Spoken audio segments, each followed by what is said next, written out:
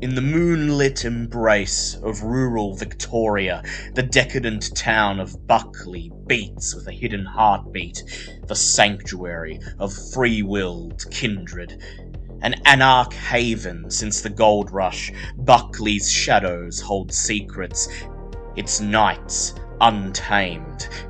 Yet the looming spectre of the Camarilla now threatens the delicate balance. As long-forgotten feuds simmer, a group of neonates bound by loyalty and survival find themselves at the epicenter of a power struggle. The Camarilla's tendrils tighten, and Buckley teeters on the brink of open war. Welcome to the dance of shadows in Buckley, where the Anarch flame flickers against the encroaching night, a tale of defiance, politics, and the seductive allure of eternal power.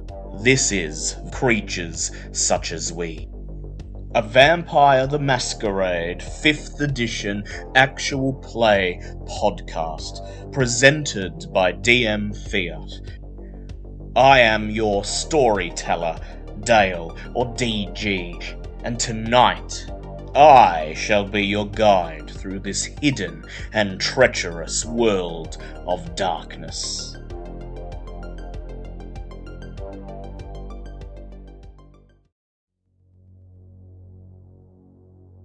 Creatures such as we. Vampires, to whom history speeds by in the blink of an eye. The world changes, lives change, people are born, grow, and die. But creatures such as we stay the same, divorced from time, outsiders peering in. As the world embraced the promise of a new millennium, and the first decades of the 21st century slowly but surely passed, what little relevance Buckley held in the eyes of the nation, so far removed from its gold rush heyday, finally faded. By the onset of the new 20s, Buckley, once the pulsing heart of the Victorian frontier, had completed its metamorphosis into a languishing tourist trap. In the mortal world, the city of Buckley was swept away by the mists of time. Yet, in the world of darkness, in the world of monsters, Buckley has found itself a new lease on life. As the Second Inquisition, a top-secret coalition of mortal intelligence agencies and special operator groups determined to purge the world of supernatural threats, pushes the Camarilla out of Melbourne, and as Anarchs in neighbouring domains engage in open rebellion, opportunistic licks turn their eyes to Buckley, once a crown jewel of the Cam, then an Anarch pillar of equality and progress, and now one of the very last domains untouched by encroaching chaos. Buckley has become far more valuable than gold. The last 30 years have been interesting. An interesting time to live. You are all now dyed-in-the-wool Anarchs, defenders of the movement, vetted and accepted, respected members of the community. You've all got a dot of status in Anarch, and as members of the Anarchs, I will now reveal the third Chronicle tenet for our game. And as Anarchs, that is, be your own, never submit. And how important that tenet is in these nights. In these nights when Nathaniel Black made good on his threat, where the Anarchs who had been secretly selling out the cause, supporting the Cam, secret defectors, emerged from the shadows, the vanguard of the Cam invasion that softens the city up for all manner of outsiders from Melbourne, from Adelaide, hardliner cam supporters determined to turn Buckley into the crown jewel it once was. The city is now neatly divided in two. It is still an Anarch domain, but it's a cam domain as well. Baron Wild holding court in the CBD, in the southern, more working class districts of the city. And the cam consolidated in the upmarket, very well-to-do, sophisticated suburbs of Atherton, Langdon, north of the Rack. A virtual iron curtain cuts through the city, and a kindred Cold War is in full swing. I'll just post a link to our Bear Rodeo so you can all see a map of the city and any pictures and handouts I present, and then we'll get into the thick of it. So here we are, the year 2022, 30 years gone. And you're no longer those horrified, shell-shocked fledglings you were on that night when you brought down Kezia. You've become bona fide monsters, settled into the routine of your nightly predations, found niches in the city within the fabric of kindred society to call your own. Let's find out what those niches are. Wisteria, how have the last 30 years treated you? She actually has made fewer changes than you'd think. Sure, she's working nights now. But when you're self-employed, you make your own schedule. And so she's settled into a routine. A lot of kindred, surprising to say, don't know how to handle money or get any sort of steady flow of income after their shift. So between a small network of minor loans and some actual handling financial affairs for individuals that the Baron approves of, she's managed to get them stable, more or less. Get those who come to her stable. This is her way of helping, her way of building little favors. And in recent years, it's all she's got to fend off the damn Ventru. They're getting the overflow from the fall of Melbourne, and suddenly things are a lot more cutthroat. And she's one of the few who can actually go toe-to-toe with them in the financial matters.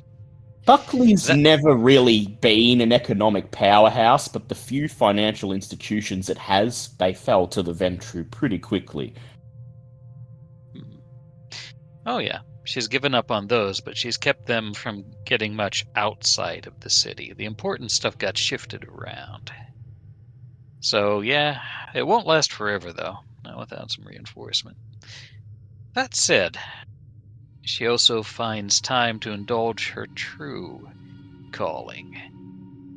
And a lot of art has gone missing in the nearby regions, and wherever private jet can reach. That said, she's suffered a bit of a tragedy recently.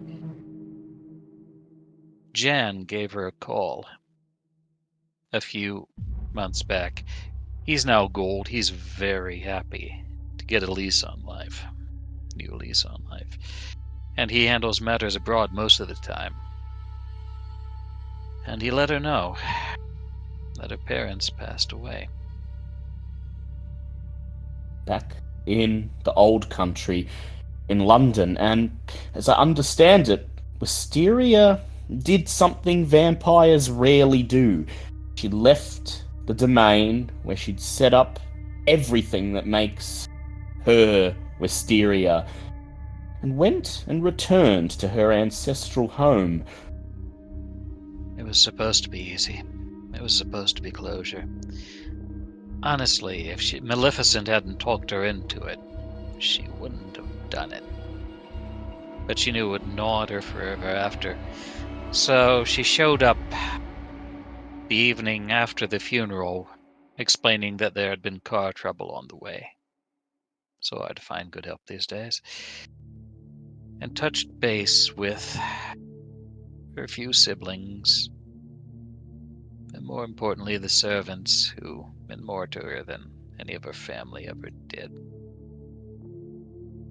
I was reminded just how petty all of it was. The family had made their fortunes through pretty much vile means all throughout history. They'd settled for being mundane, petty, money-grubbing villains. Wisteria early on had sworn to be a much more interesting villain. Less concerned with wealth, more interested in proving the world that she was more than the walking womb that her family desperately tried to auction off to get alliances and kids from. That hadn't worked. She had real power, real purpose now. But she didn't get a chance to mourn her family. She never got a chance to show them what she had made of herself because the year was 2012. And what happened in London? What, through sheer bad luck and coincidence, did Wisteria happen to find herself caught up in? Oh, she tried to dodge court, tried to leave that to Maleficent, who, could pass for Camarilla when she needed to, or at least could smooth the way, so she had contacts, but Wisteria got dragged in regardless. On the night she was supposed to meet the Queen herself, the fucking SI attacked the tower. The Second Inquisition. It took everything she had and then some to get herself and Maleficent out of there and scrambling, and she left tracks during her escape. She left a trail, and she knows it's going to catch up with her.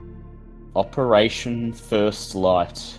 The Purge of London was the first big notch in the Second Inquisition's cap. Another crown jewel of the can, perhaps the most important in the world, purged of vampires seemingly overnight, and she escaped with Maleficent by the skin of her teeth. And here she is, in Buckley, picking up the pieces, telling herself that, no, they wouldn't chase her across an ocean. They wouldn't chase her to a little town like Buckley, something of no strategic importance. Would they? But now she always looks over her shoulder. Always a sense of paranoia and anxiety in the very back of her mind, knowing how quickly everything could fall apart. So that was Wisteria's 30 years. But you've all gone your separate ways, walked your separate paths, and you've all had just as eventful unlives up until now. Let's hear next from Gil. Gil the Brujah. Gil the Brujah. Good questions. So, Gil has, taken being a vampire to heart. He's seen this as a way to kind of raise himself up in ways that he couldn't have before. And he's found his little niche. So he's become the guy that everyone goes to get stuff done. He's the guy that can get stuff done during the day. Gil's picked up a ghoul. She kind of, for the coterie, came out of nowhere, but now Gil kind of has a girlfriend, and has had for a while now. She's this little kind of dark-haired girl who's early 20s, so looks a bit younger than Gil does, but is absolutely head over heels in love with him. He, treats her like a girlfriend, but it's very obvious that the relationship's completely one-sided. Bloodbound and still mortal. And the other side, the puppet master, the monster, the true controller. But she thinks she loves you, and you think you love her. Yeah. I think Gil's just kept the hustle going. So he's already quite well connected in Buckley's underworld. He knows a few guys who know a few guys, and he's just put his fingers in a few pies. He seems to be a bit of a thinker now. He seems a bit more switched on than the early nights. He's the guy that you know. When you need something done and you say, I know a guy, you turn to Gil. You certainly do. But he's just kept this kind of thing going. He's got it to a level where he's comfortable operating, and he's just keeping it right there. He's not offending anyone in doing what he does. He's providing a service for local anarchs and, well, for his coterie, hopefully. And he's just cruising on by. He seems kind of relaxed and happy these days. As relaxed and happy as a brujah. The local anarchs know that if you need something that's hard to come by, Gil probably knows someone who can get it for you. If you need some disposable assets to do a dirty job in Cam territory without it being traced back to you, Gil probably knows a guy. If you need some stolen cars that can't be tied back to your sire so that you can put some work in undermining the Cam threat, Gil probably knows a guy, and he always takes his finder's fee, of course. Oh, absolutely. He knows what he's worth, and always takes money for it. He also does provide the, as having a ghoul kind of expands the operation. If you need something done during the day, or need something that can only be done during the day, he's got someone that can help out. His girlfriend who does things not so much because she has any sense of duty or loyalty to the Anarchs, but because Gil tells her to, and, well, she'll do anything her beloved tells her. He's a great guy. He's given her so much. He's looked out for her for years, and if he needs her to go see someone during the day, go snatch something, go rough someone up, who is she to refuse? Do we have a name for this lovely girl? We certainly do. Her name is Abby. Abby. Gil and his ghoul, Abby. And you can trust them with anything. And that's Gil. That's where he is now. I think we'll do Robert next. Everyone's curious to hear what's become of our resident Nosferatu with the intimidating gargoyle face and stony grey skin. Yes, Rob's spent his years sort of acclimating to his new life, and then once he's getting in there, finding his niche of using his newfound powers and his skill in security technology to basically get information on people and sell it to whoever's willing to pay for it. Yeah, Julian, as he promised, showed you the ropes, showed you what a Nos does, and, well, every Nos is good at gathering information, but they each have their own little niche. They each have a specific type of information that only they're good at getting, and, well, Rob seems to be very good at uncovering info that eludes even the other Nosferatu of the city, and this is probably because of the very unique way his disciplines and his affinity for non-human life has developed. Tell us a little bit about Robert's familiar, about the methods he uses to gather information that is indecipherable to anyone else. Yes, so unlike many other of the kindred who have, will have large bats or dogs or some other sort of creature as a familiar, Rob discovered one night that while tending to his ant farm that he's had for many years, that his particular animalism had seemed to extend to non-vertebrate creatures, suddenly being able to understand them and have them do things. And so as time went on, he found out he was able to bond them as a familius, and now has a veritable ant colony as his familiar. His dried intestines repurposed into a series of ant warrens, a mini colony inside his body. But that's only an extension of the main colony of the Queen that, I believe, according to your character sheet, has become his touchstone. Yes. Yes, because as part of similarly a side effect of his new power was it warped his mind a little, and any of the coterie who have interacted with him over the last, say about 10, 15 years would have definitely have noticed that at some point he stopped referring to himself as he, or me or myself, wasn't that, and started referring to himself as we or us. It's hard to tell where the Nosferatu ends and the hive begins. At this point, they may be one and the same.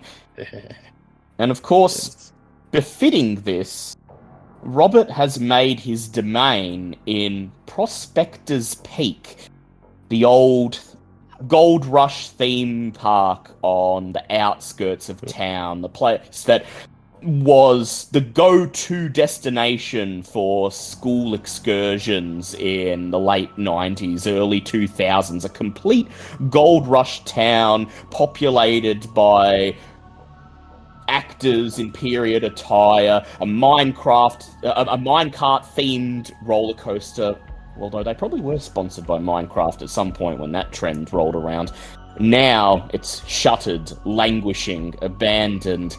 That minecart roller coaster, all those mine shafts, that's the hive. That's the true colony.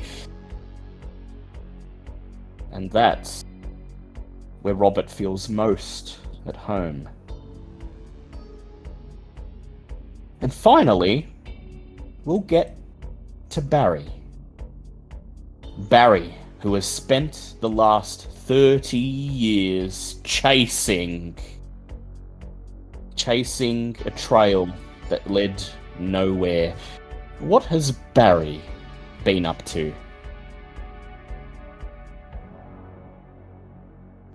Barry has been busy. He has been, I guess, if Gil has been the person you go to get something, Barry's been the person you go to get someone. He has been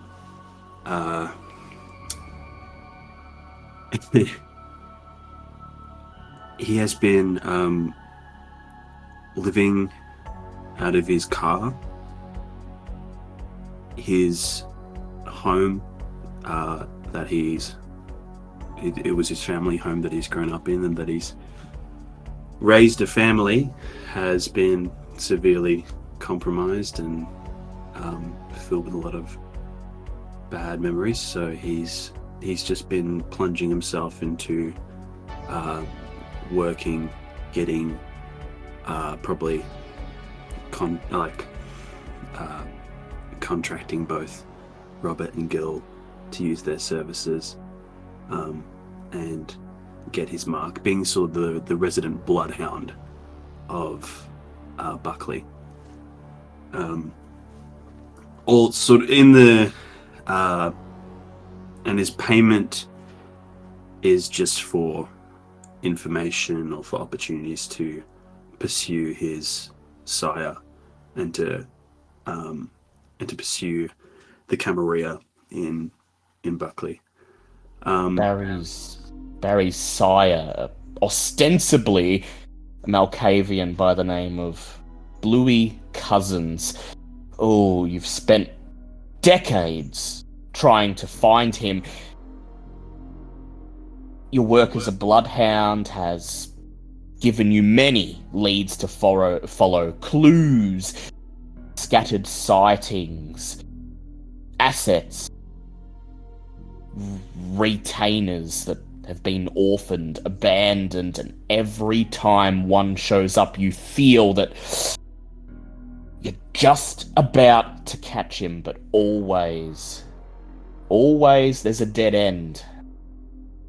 And he's eluded you, even after all this time, but, well, that doesn't mean you'll stop, does it?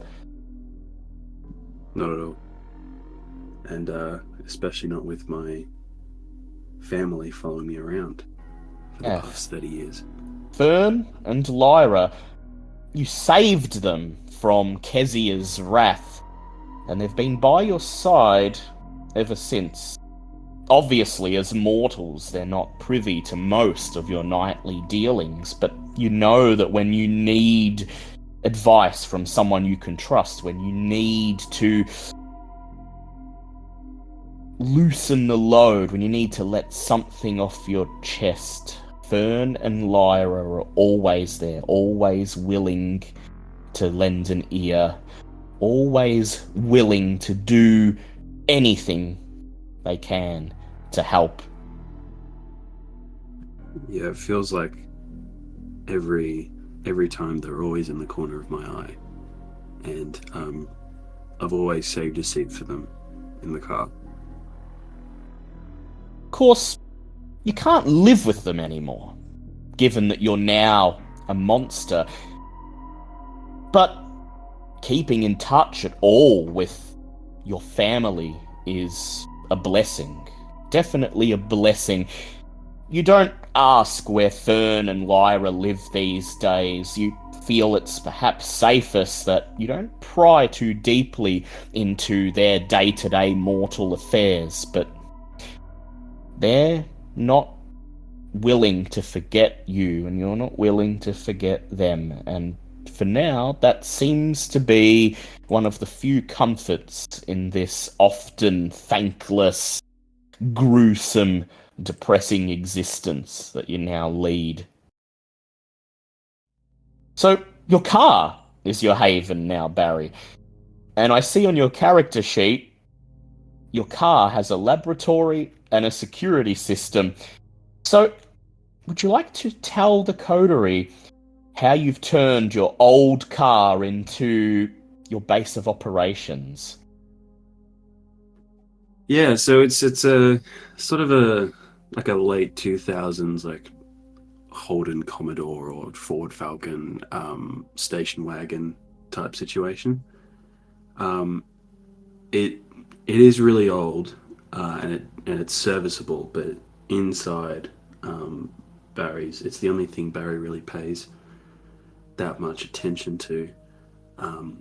He's sort of got a hidden compartment in the boot of his car where he sort of pulls out like a sort of chemistry testing kit, and so he can like analyze fingerprints and different substances that are on the scene. And he's also got like a hidden camera security system all in his car, like on the outside and on the inside, and sort of a device that gives a notification of like if there's any unexpected people who cross those crosshairs, I guess. Yeah. Sure, the blacked out windows make the car stand out a bit, but if anyone was foolish enough to try to steal the thing, well, they'd have a lot of trouble. Absolutely. Barry would almost certainly find them, because that's the one thing he's good at, finding people. Finding cam agitators, finding their retainers, finding their allies, bringing them before the Baron, waging war in the shadows, and hopefully spending the rest of his time conducting his own investigations. But he can't really conduct as thorough investigations into his sire or the rest of the coterie's sire as he wants to, because, well, Alexander Pierce is always there, and he's had it in for Barry pretty much ever since you met him. Always suspicious, always watching, always a step or two behind. And because of Pierce and his constant thinly veiled threats, his constant flexing of that giant axe, constantly turning up where he's not supposed to be, Barry hasn't really made the progress he'd have hoped to make after 3 decades. And then finally... Hey, go ahead. I'm just saying Barry's going to get that axe. Oh yeah, he will. He will have a chance to One way or eventually. the other. One way or the other. One way or the other. And then there's Zarya, who's not with us this session. She'll go into her background next time she's with us. She spent the last 30 years hanging out in the online space, mobilizing people to the Anarch cause, providing a virtual staging ground for the Anarchs, a place where the Cam has no chance of finding them. That brings us to tonight's story. It is the 27th of May, 2022. Mid-autumn. Winter just around the corner. The temperature has plummeted every night. It's freezing cold, damp, wet, and the already sleepy streets of Buckley are all but abandoned these nights, as the mortals retire to their homes early to escape the cold and the wind. Today is a nothing day. It's not a hump day, it's not a weekend, it's not the start of the week. It's a goddamn weekday, like any other. Weekdays means that the kind can be hard to come by. It's why you, like many other kindred in this city, make your way to places where other vampires gather in the bars, brothels, and cafes of the Rack in the CBD, so that you can pass the time, shoot the shit with other vampires, call in favors, cash in boons, and hopefully catch a lone mortal out for the night. The free vampires of Buckley have a respect that runs deeper than frivolous lines drawn in the sand. And coming to a bar like this, Bar Noir, on a weeknight, when it's just you and some other kindred you maybe know, that's a Buckley Anarch pastime. Tonight, things promise to be a bit more interesting than usual, because tonight, at Bar Noir, Lynette is there. Lynette, the blonde-haired Toreador advisor to Baron Wilds, the one who, at that rant 30 years ago, quietened the rabble and insisted they listen to the story of the fledglings straight from their mouths. As one of the Baron's inner circle, Lynette is powerful, influential. If she owes you a boon, then that means you're doing well, as Anarchs go. Less influential Anarchs will do anything to try to get on Lynette's good side, try to get her to owe them a boon, or just butter her up, try to get her in their corner. And tonight, Lynette sees you and beckons you all to join her at the bar, and that's when this particular weeknight shakes itself up. Lynette doesn't talk to just anyone, especially not an entire coterie at once. But you're not stupid, are you? Of course, you're going to heed Lynette's call and make your way over to her. No, you're not? In a heartbeat. If it still beat, anyway. But before we get to Lynette, we must determine whether you awakened tonight hungrier. I'd like you all to set your hunger to 1, and then go ahead and roll me a rouse check, and if you fail, you're starting tonight at hunger 2.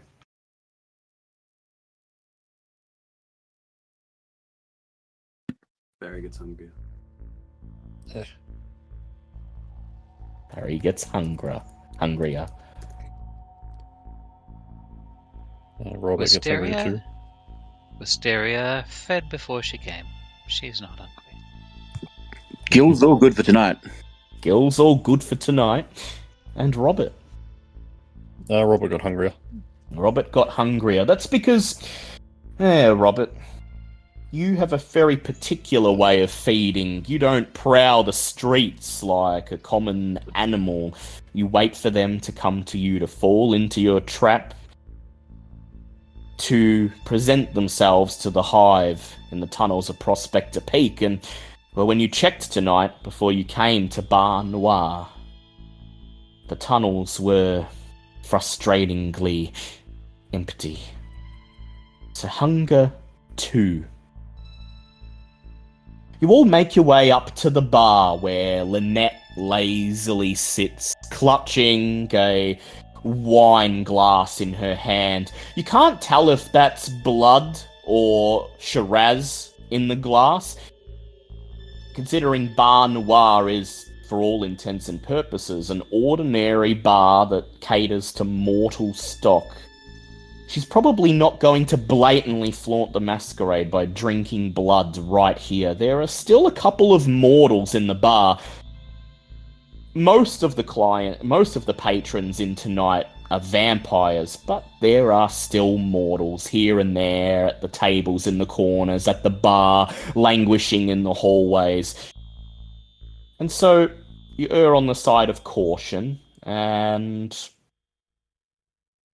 when you take your seats next to Lynette and the bartender catches your eye, do any of you make a blush of life and order a drink? Absolutely. And getting hungrier for that. But she'll order champagne. The best they have. Gil certainly does. He's a rum and coke kind of guy. Rum and coke, very well. Robert and Barry? Rob's going to stick to the shadows. Yeah, worry about probably ordering a drink. wise. Blush of life doesn't do much for him. Makes that stony skin look a bit less grey, but he's still got those long, pointy ears, that gargoyle's face, and saying it's a mask and pulling a hoodie over it only goes so far. So as the others gather around the bar, you hang back a bit in the shadows, off by the jukebox that's playing some generic, shitty pop rock song from last year. And Barry. Barry's not gonna bother. He's the only one who hasn't activated the blush of life. Lynette seems to notice. She raises an eyebrow as Barry sits down, but she doesn't make anything of it. Glancing over at Wisteria and Gil, she broadly beams, and all of you can tell based on the way her bottom lip is trembling, based on the way her wide eyes are gleaming, that in a very, very fitting manner for a Toreador, she's sitting on a juicy piece of gossip that she's bursting to share. And sure enough, as soon as your drinks have been handed to you, as soon as you take your first sips, she leans towards you, lowers her voice, and her eyes still gleaming. She says, you must have heard the sad story of Mickey Mayhew by now, right? I'm afraid it's eluded me. Please, tell all. No, she says, looking somewhat disappointed. Jesus Christ, it's like I'm the only one not living under a rock or some shit these days. Look, you all know Mickey, right? Mickey Mayhew? Gil and Zarya would know Mickey Mayhew. The rest of you, with 1 dot of status in Anarch movement, would know Mickey's name. 2, actually.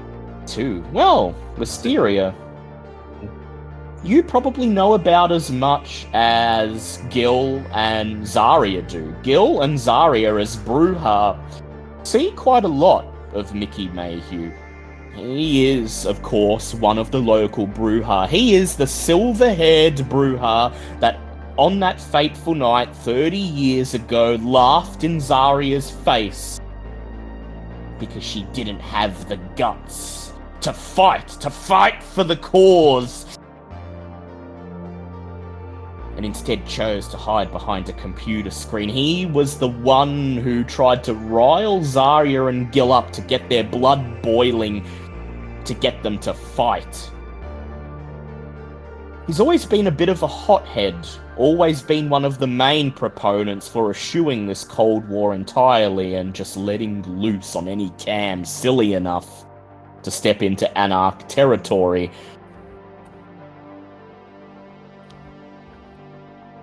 And so, you nod at Lynette, expressing that you do indeed know who he is, and that's the cue she needs to launch onwards. He's gone missing, she says, eagerly, leaning forwards. Dead, most like. Killed in his own haven, if I had to hazard a guess. Fucking dead shit, that is. Lots of people talking about it, but nobody doing nothing. Honestly, sometimes that's the only thing I don't like about this city. When things need doing, people don't go and do them. So, fancy going for a peek over at John's Haven? See if you can find something? See if you can shed some light on this most unfortunate turn of events? And I assume you'd want to be the first to hear whatever we found. Yes? Naturally, Lynette smiles. What's in it for us? And Wisteria closes her eyes, grimaces a bit. What's in it for you? Says Lynette. She raises an eyebrow. Well, let's say I would really appreciate it. That is, I'll owe you a favor. I'll have your back, and... well, not every day when neonates such as yourselves get such a luxury. I've been waiting for someone capable looking to turn up in this place for hours. You step through the door and, well, I know you're the coterie that can get stuff done. So take it or leave it. I'm going to give you a job to do for the Anarch cause. And if you're not going to do it out of loyalty, you'll do it out of greed. A boon from you is as good as gold, Lynette, and frankly now you've got me curious as well. Well, I'm very curious, of course, he says. I know that he's dead. I was the one who found out, of course, through contacts I will not divulge, sources that I will not reveal to you. And I want to know how he met his final death. There hasn't been much going on with the cam lately. I wonder if maybe they've made a move, or perhaps... Well, there's rumblings of the Second Inquisition, all the things they've been doing in Melbourne, odd disappearances, unexplained... final deaths, attacks on havens, none of it in Buckley yet, of course, and... Well, I don't think Buckley would be of much interest to them at all, but you never know. One of ours... She hears you laugh, she looks over and winks, and she says, I thought that would pique your interest.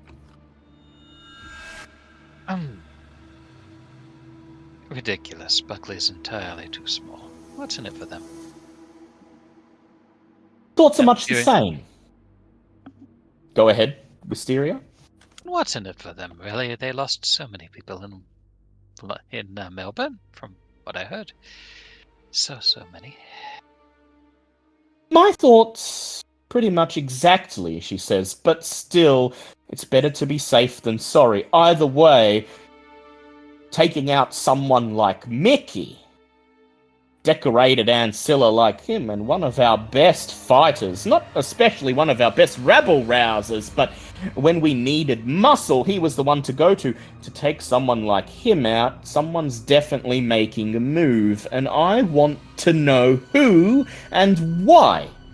Surely you can all find that agreeable.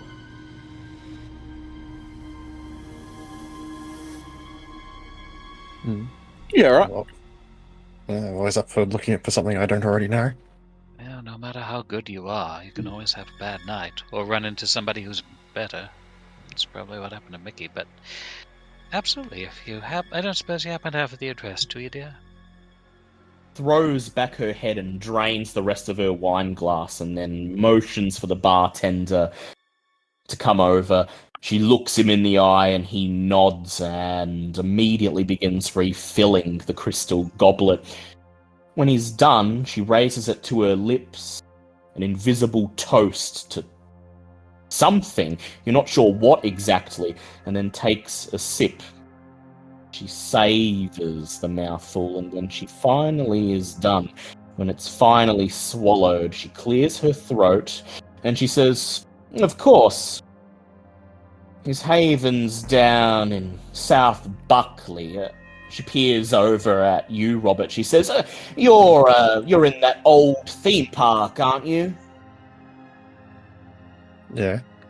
Well, it's coincidentally not too far from there, a block or two away, not too far from the shore of the Wardang River. Out of the way, nice and quiet. A perfect place for a hothead like Mickey to hide from his enemies. Evidently somebody found it. It's an old apartment block, she says. One of those tenements, built around the 80s or the 90s. Hasn't had much in the way of maintenance or any sort of attention from the city's government. Council's pretty much left it to waste on the wayside. No one much lives over there, save for the dregs of society, but, it's quiet, it's out of the way, and the guy had a pretty sizable herd for himself that he'd accrued there. Specifically, he was in apartment 303, I think, she says, the third floor.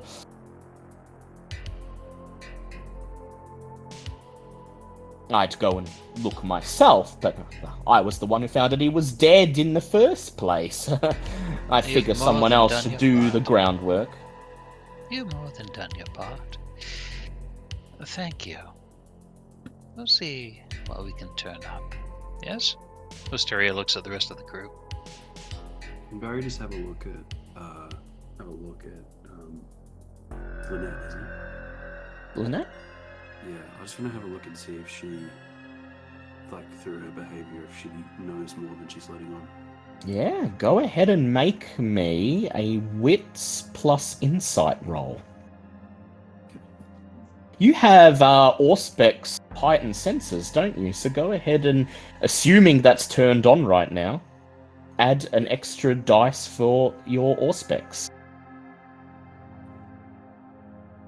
3 successes. 3 successes. I'll just roll for Lynette here. So, it's obvious the way she talks, the way she's jumping around her words, stuttering. Lynette's usually fairly sure of herself. You mostly see her in rants, Barry, and she commands the attention of entire rooms. She's essentially the Baron's mouthpiece. She's very confident, very well spoken, and yet here she is, giddy with excitement, jumping around from one chain of thought to another, stuttering, losing her words. It's obvious she's sitting on something big, and it's taking every ounce of willpower she has to not just divulge all the gossip immediately and revel in it, as Toreador want to do. Anything else we should know before we go? You seem pretty excited. Like what? She says, raising an eyebrow, taking another sip from her glass.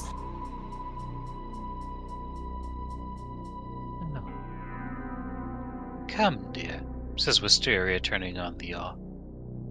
Hmm. You know we're going into it anyway. We'll find out sooner or later. You might as well tell us. Go ahead, Wisteria, and make That'll let us get me... all... She walks her fingers up her neckline. That'll let us get all the juicy gossip for you, because we won't have to waste time getting what you already know. Go ahead and make me a Charisma Persuade roll, and of course, go ahead. Add your presence. If this were a cam city, pulling a stunt like this on an elder like Lynette would potentially lead to a lot of trouble, but this is just a night out at a bar in an Anarch city, and she's probably pulled the same herself many, many times. We're going to spend a willpower to roll out of that messy critical. And we do 3 successes. 3 successes. It's obvious that she's giddy with excitement at the moment. Every neuron in her brain focused on this big scoop she's sitting on. She doesn't seem to notice that you've turned the ore on. Indeed, she Only flashes... for a second, really. Only for a second, just to ingratiate yourself to her. Instead, she flashes a smile, revealing her straight, sparkling, pearl-white teeth, bats her eyelids back in your direction, and looks rather impressed as she says, Well, now, if I didn't know any better, I would say you are of my blood and not the Baron's. And not to say the Baron doesn't have an ear for important gossip. Not to say he doesn't have a finger on the pulse of his own domain.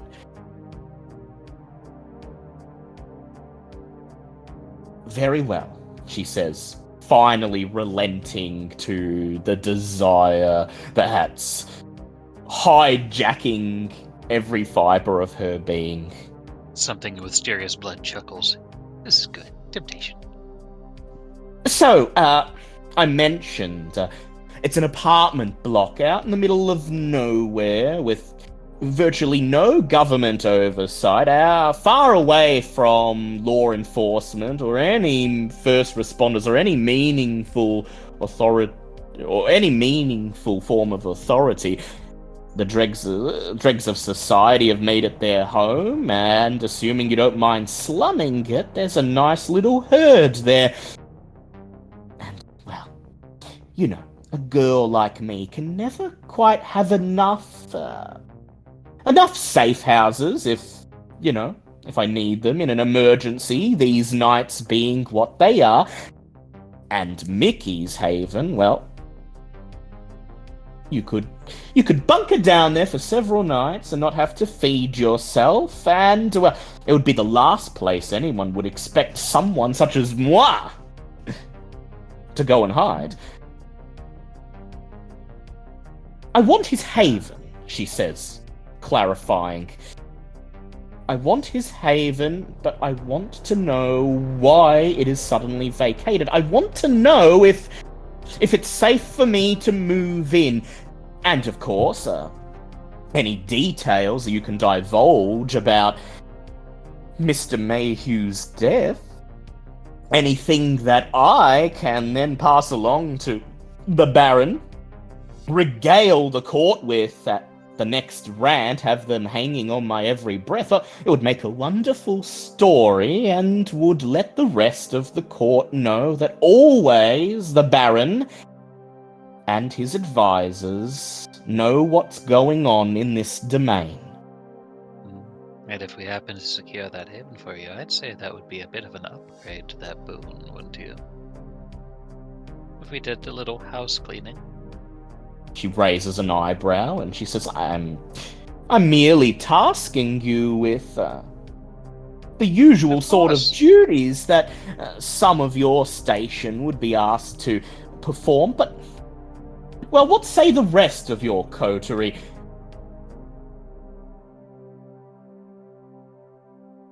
Will feel that this is something a bit beyond your ordinary pay grade? Cool. You know, we're looking for Mickey, right? Either alive or dead, or Well, evidence of what happened to him. if that's what you're after, then getting the haven, that's a bit of bit of extra. I mean, a haven like that we could keep for ourselves. Be really fucking good, eh? Ooh, she says, as I understand it, you are, despite having been in our community for several decades now, rather lacking in domain. Robert has Prospector's Peak, and the rest of you have, wherever you crash during the day, far be it for me to pry, and the streets upon which your haven stand, but yes, if I were your age, and indeed I did when I was your age, I'd be gunning for more domain too. Well, how about this, she says, thinking for a moment, taking another sip from her goblet. If you determine that it is safe for me to move into Mr. Mayhew's haven, it shall be my haven in name, legally my domain if anyone asks, but I'll allow you to make use of it for any purposes you wish. And that includes the herd. I'll be your landlord, in a sense, she says, smiling. And what would the payment be? No payment at all, other than that you take care of it and ensure that when the time comes that I must make use of it, that it is acceptable for me. You know my clan, you know that we cannot simply slum it. I'll be relying on you to spruce it up a bit, I know Mickey was content to throw a mattress on the floor and think that was enough, but I'll be expecting you to source some furniture and make sure that it's something I can bear to live in for a couple of nights. Remind me, are you more of a Gothic or a Neo-Rococo? Peers at you, Wisteria, and she says, for you, I will be either. I know what line of work you're in, and I'm perfectly willing to trust your taste. Just tell me whether you'd prefer Manet or Monet, and we'll do the rest. Say Monet for now, she says, stroking her chin. But this is all speculation. We still don't know what's become of Mickey. Right. Could be he's licking his wounds out there somewhere and is going to come back. That's where you come in. So, if there's no more questions, she says, I advise you to be on your way before anyone else turns up there. That sounds like a plan. Wisteria drains her champagne, looks to the others. Shall we? I'd be keen. Finish Robert's draining. involved. Yeah, you finish draining your drinks, place them down on the bar, and as you begin to rise from the stools, as Robert begins to creep over from the jukebox in the corner, she raises her hand. Wait, she says. She peers over at Barry, looks you in the eyes, Barry, and she says, some information that you might find interesting. I'm pretty sure Mickey kept a couple of ghouls, but I don't know what happened to them, and, well, my sources tell me he's rubbed some people the wrong way, and indeed he has rubbed people the wrong way over the years, but he didn't have any enemies I'm aware of. That should cover most of your detective questions, she says with a chuckle. I do know. Ooh.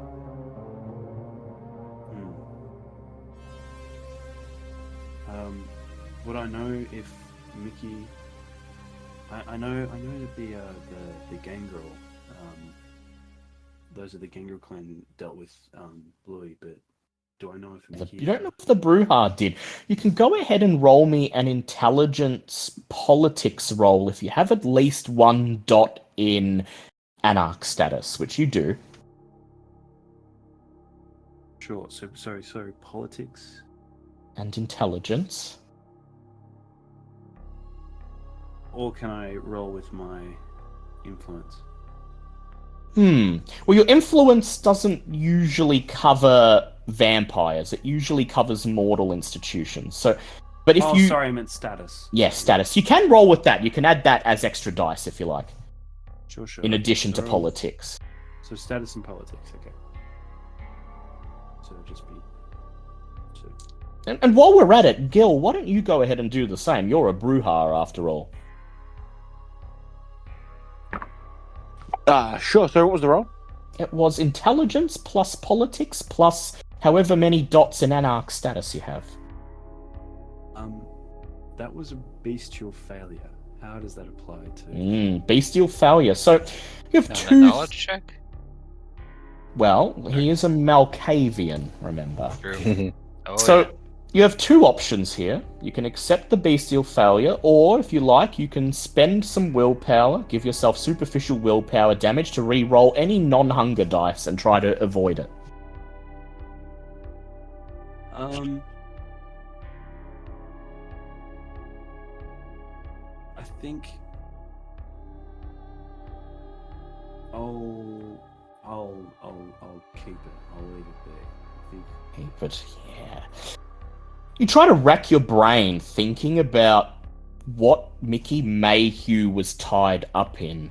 You haven't had a lot of interaction with the Brujah in this city. Not aside from Gil and Zarya, of course. The Brujah are in this domain very much stereotypical Brujah. They're hot-headed rabble-rousers, constantly play-fighting, trying to pick trouble, and, well, Barry's a bit too cerebral for them. You tend to deal with the more subtle members of the Anarch. So, as you're racking your brain trying to think of what Mickey's been involved in,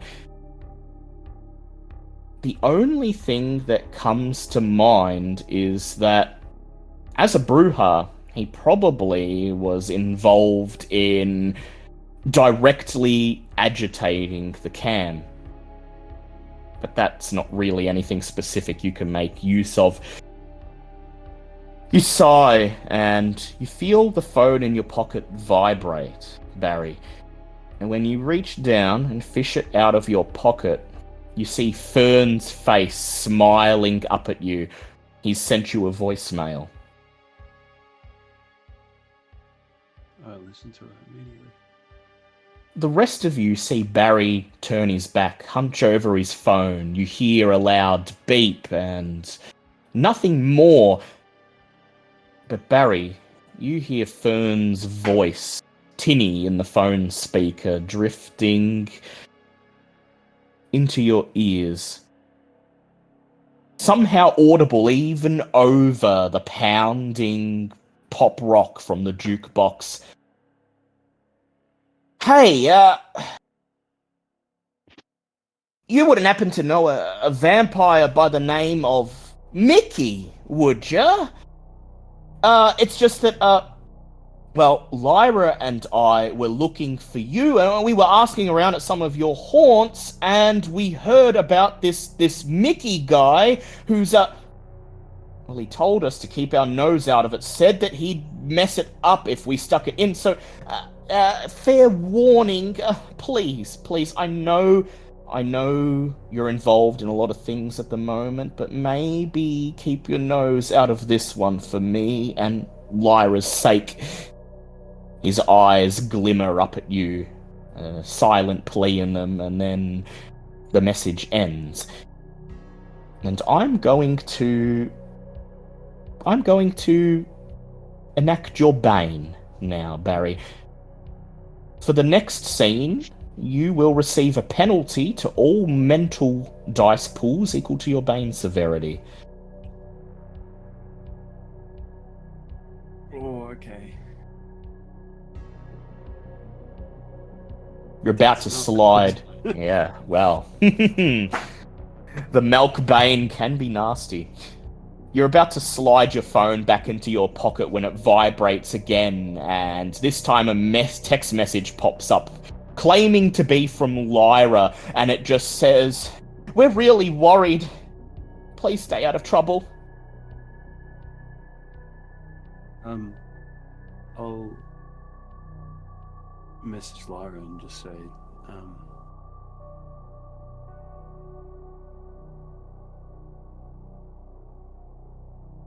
stay safe. Tell Daddy it's gonna be alright.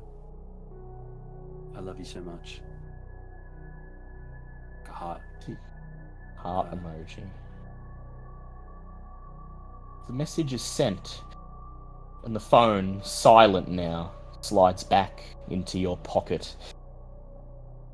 And as you rejoin the rest of the coterie and begin to set your mind to this task of tracking down Mickey Mayhew and finding out what business he was involved in, the faces of both Fern and Lyra linger in your mind, worried, scared, silently urging you, stay out of this one. Gil, how'd you go on the roll? Gil got one success. One success. That's enough for you as a brujah. So, you've worked for Mickey a couple of times. You've mainly had to source vehicles for him. Stolen cars. Because you know that Mickey has a sideline as a smuggler of sorts. Not smuggling commodities, but smuggling kindred, vampires, Camarilla defectors, or anarchs from neighbouring domains flocking into Buckley for safe haven. He's the one who meets up with them, gets them into Buckley, vouches for them among the other anarchs, and makes sure that they get a foot in the door. Nice. I imagine Gil's probably driven one of these cars from before early on as like trying to get his own foot in the door. So yeah, Gil's knows exactly what's going on. Mickey knows a lot of people, and he's kind of on the front line.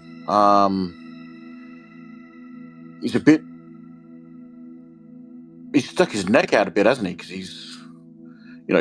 cam defectors might not always be defectors. Yeah. Yeah. So Mickey might be in a bit of trouble here. We should really go down there and check it out. Is everyone in agreement? Definitely. Oh, I'll need to catch a change of clothes on the way. Looks like I'll stand out if I wear my usual. Is everybody good on hunger? Yeah. Well, there's thin pickings at the bar tonight, but it is the rack, and if anyone needed to feed at the last minute, you could probably scrounge something up, but as I understand it, you're all pretty well fed tonight, save for Robert.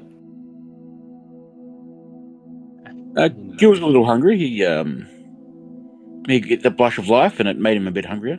That is true.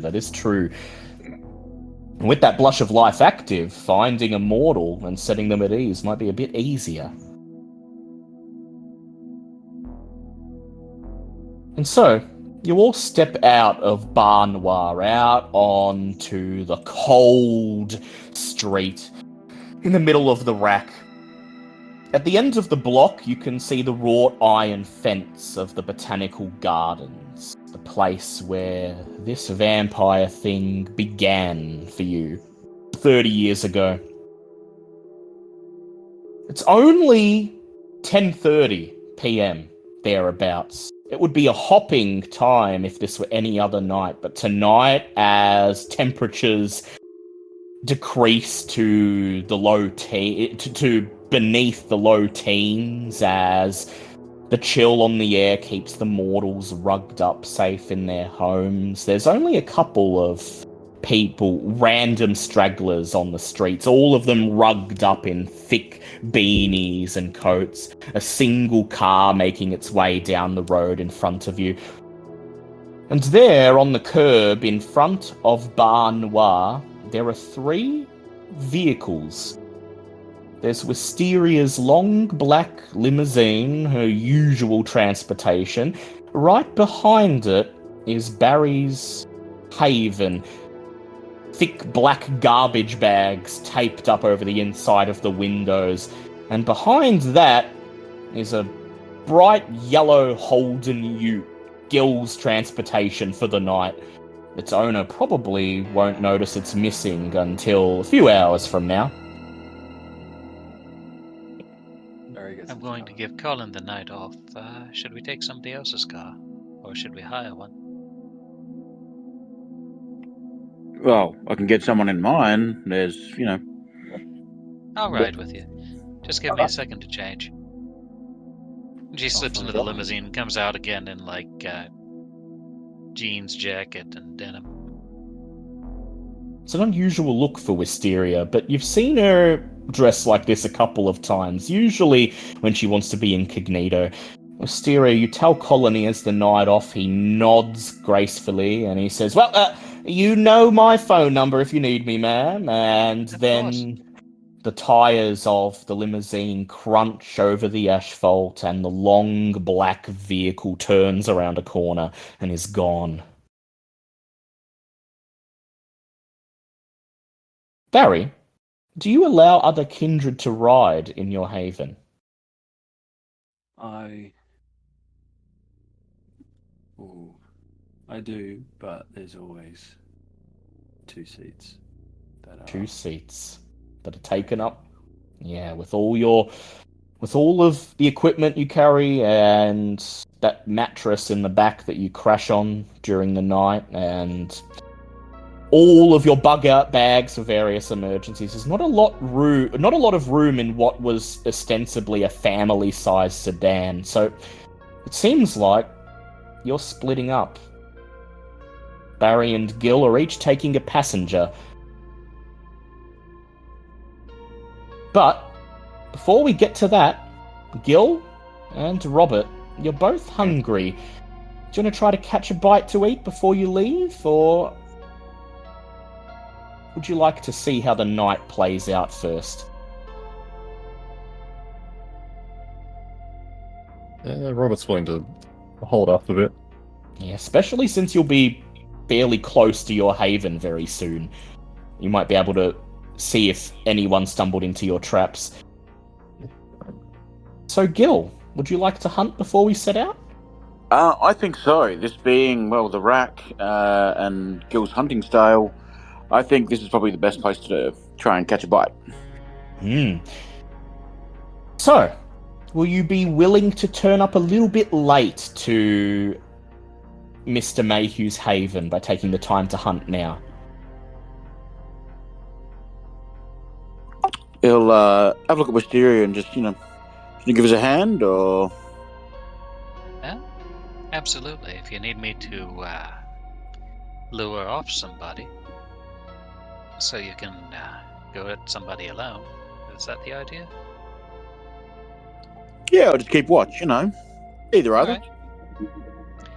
Wisteria will happily go chat up a couple and get one of them to come with her so that Gil can go for the other. Yeah. So that leaves Robert to be Barry's passenger. And as Robert stumbles over to Barry's car and pulls the door open, Barry, describe what the interior of your car looks like, because I'm imagining, when you step in someone's car and there's barely enough room to sit with all the Macca's wrappers. I'm expecting that, but instead of Macca's wrappers, I'm expecting electronics and, boxes of ammunition and duffel bags filled with all sorts of instruments and supplies. Oh, sorry. Yeah, I think it would actually be quite. There is a lot of stuff in the car, but it is all. There is an organization in the chaos. There's sort of filing, not folders of files and different bits of information. There's a foldable, not a corkboard, but just like a large bit of a large sheet that he puts post-it notes to connect certain things and all that sort of stuff. And he's got sort of a foldable mattress in the middle back seat. And all the wirings of his equipment are all they're not fully exposed, but they're all still they poke out in bits and places, and there's that sort of sense of constantly being watched in the car. Tell Robert not to touch anything as he awkwardly makes room for himself on the passenger seat. He knows security cameras, so I trust him. I've probably consulted him and gotten him to set it up for me, honestly. Yeah, I'd say you probably have. And so, Robert, this is probably not so strange to you. You've probably ridden with Barry several times by now. So you slide into the little groove in the passenger seat where you've sat before and try to make yourself comfortable as Barry turns the key in the ignition and the engine roars to life and begins to scream through the CBD down towards South Buckley. Meanwhile, Wisteria, are you merely helping Gil, or are you also hunting? She is a little peckish, and will be busy with Gil's time anyway, so she'll find a couple and quietly have a word with one of them. You are a sandman, I understand. Mm-hmm. Do you carry your necessary materials on your person? Well, normally she opens locks, slips inside a building, and quietly feasts on somebody sleeping. But she does have a small vial of chloroform for those rush jobs. It's not how you'd prefer to feed, but tonight you're dining with someone else. So it'll have to do. You fish the bottle of chloroform out of your bag, dab some onto a rag, and slide it behind your back, hiding it as you approach a couple rounding the corner, crossing the road from the botanical gardens. I assume your ore is going to be turned on to set them at ease? Absolutely. All the better to let Gil approach as well. And they're looking at me. Go ahead and make me a charisma persuasion check, please, Mysteria. I'm not sure if what I'm seeing is right. It's probably nothing. Could you come have a look at this for me? It won't take a second. That's the rough line of patter, and that's 2 successes. Normally, if you approach someone in the street, gave them vague babbling about something not quite being right, and to come and look, they'd be immediately suspicious, but your awe is on, and when they look at you, Wisteria, they see a young woman who's in clear need of assistance, and while the woman of the couple seems to be eyeing you with barely concealed suspicion, the man immediately jumps to attention. You bat an eyelash at it. You bat your eyelids at him and pat the side of your jeans to accentuate your legs, and you play upon his chauvinism. He steps forwards and he says, yeah, sure. Lead on. I'm good at that sort of stuff. I'm good at fixing things that ain't quite right. It's just, I'm not even sure it's broken. I just need a second opinion. His I have an actual, like- girlfriend rolls her eyes as she follows him, as he follows you. And where do you lead him? Dark alley. Dark alley. Apartment's just through here. It looks like the door's broken. I'm worried somebody's inside, but it could have just happened naturally. And... Oh, shit, yeah. Well, you know, I work construction, says the man, flashing you a smile. I can tell you. I can tell if it was broken in and how. And look, I can probably fix it up for you, get the door back on the hinges. And at this point, you round the corner into the mouth of a narrow alleyway where Gil stands waiting. The man sees Gil. And as he sees you, Gil, you see his smile falter as he finally twigs in the back of his mind that something isn't quite right. He says, scratching the back of his head. Sorry, I didn't catch your name, and No, you did. And she stuffs the chloroform rag into his mouth. Beside him, the girlfriend screams, or she opens her mouth to scream, but I assume, Gil, you have other ideas. Oh yeah, Gil will straight on, grab her, wrap his hand around her mouth, and feed. Go ahead, make me a strength brawl check. Meanwhile, Wisteria, I'd like you to go ahead and make me a Dex. No, Dex stealth would not be appropriate. Go ahead and make me larceny, reverse pickpocketing. Yeah, go ahead, do that. It's a little silly, but what you gonna do? This include my grappling specialty? Sure does. Yeah, 3 successes. Oh, a lovely 6 successes. The small, thin woman with auburn hair in a little black dress opens her mouth to scream, but before any sound comes out, Gil rushes forward, snarling, baring his fangs, binding her hands to her side and shoving her into the alleyway against a brick wall. And as she squirms, as she struggles, Gil, you sink your fangs into her flesh. Her struggling continues in vain as you feel the warm, sweet, fresh blood slide down your gullet. Finally, her struggling slows, grows feebler and feebler until she lets out a gasp of ecstasy. Her entire body shakes. And are you withdrawing? Yes, you will. Rip your fangs out of her neck, and as you lower her down to the ground, you lick the wound shut. You were at hunger 2, so you can go down to hunger 1. You only took a little bit. She's still conscious, her skin's a little bit pale. She just stares up at you, her eyes glazed over, her mouth trembling, speechless, as those feelings of ecstasy are still washing over her. Beside you, Wisteria's finishing up with her boyfriend.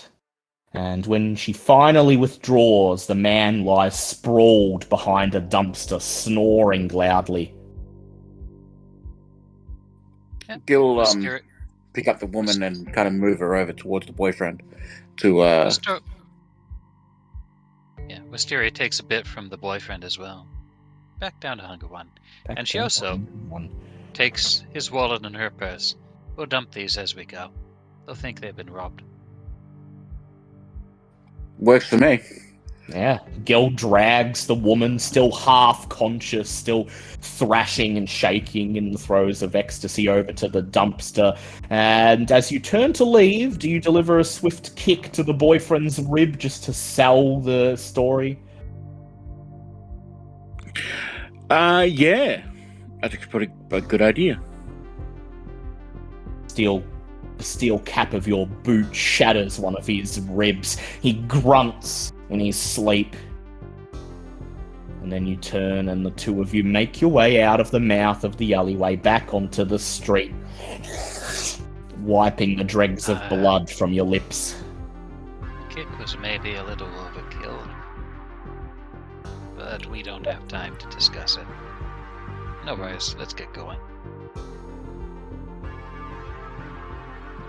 Yep, Gil will get over to his car, well, to someone's car, and get in their way. Riding together, Yeah. Yep. Scramble into the cab of the yellow ute. Mysteria dumps the purses and wallets in the glove compartment. Gil's going to dump this car by the end of tonight anyway, so killing two birds with one stone. And then Gil, you wrench the steering wheel off, hot wire the engine, and as it roars to life, you're off, screaming towards South Buckley in the wake of the others. Technology one. We'll search to make sure there's no cell phone in the purse and turn it off if it is. Pop the card. With one dot in technology, more than enough. The phone is on, you quickly swipe, turn it off, dump it with the purse and the wallet in the glove compartment. Okay, let's cross over to the others.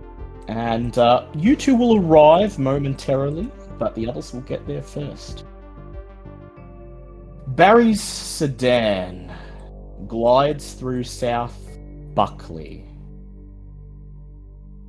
This is definitely more country than city, this part of Buckley. It's rare for a building to have more than one floor. The streets are all but abandoned. The only source of light, aside from the street lights, is the gleaming moon in the sky above.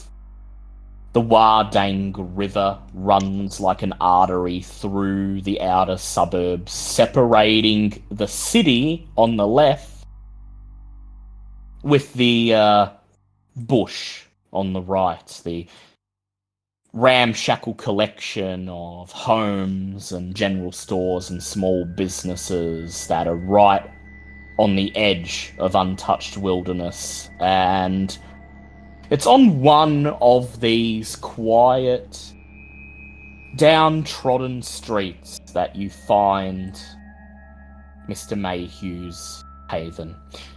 Mickey Mayhew has carved out a couple of blocks of the economically poor but historically significant suburb of South Buckley, right on the westernmost shore of the Wardang River. From the street, you can see the door to the stairwell of the red brick apartment building is clearly locked and in full view of any passers-by. Despite the cold night, and despite how quiet this suburb usually is, this street is mildly busy for this time of night. From inside the car, you can see a couple of women smoking, mingling by an entrance to an alleyway running along the side of the apartment building. Meanwhile, in front of a neighbouring grocery store, its front shuttered with thick metal graffiti-covered roller doors,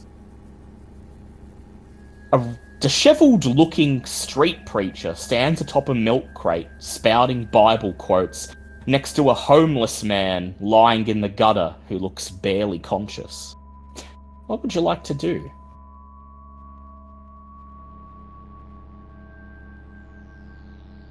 So this whole block is his domain. Seems to be. All of it's centered upon this apartment building, of course. But you assume, based on that these people, these smokers in the alleyway, the preacher, the homeless guy, these would logically, legally, by vampire reckoning, be his herd.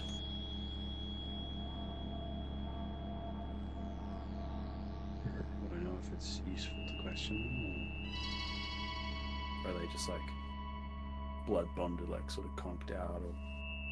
You've no idea that none of these mortals appear to be ghouls or supernatural in any way. The two women smoking in the mouth of the alleyway, you can see a fire escape beyond them. They just look like normal, downtrodden residents of this part of the city. But yeah, they could be bloodbound. They could be working for him, or they could just be ordinary citizens unaware that they belong to a monster.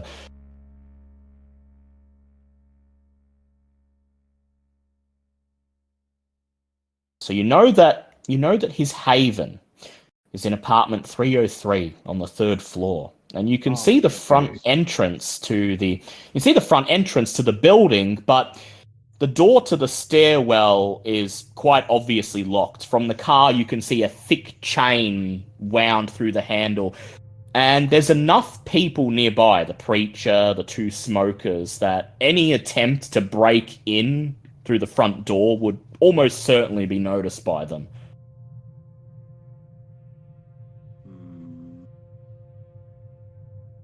It might be easier if we can get around the back somehow. Yeah, look for we'll look for another way in. Yeah. Your car finally comes to a stop on the curb directly in front of the building. The engine dies. And as you step out onto the street, I would like the both of you to make wits awareness rolls for me, and you may add Auspex as extra dice to yours, Barry, for your heightened senses. Cancel out my bane, unfortunately. Well, that's something at least.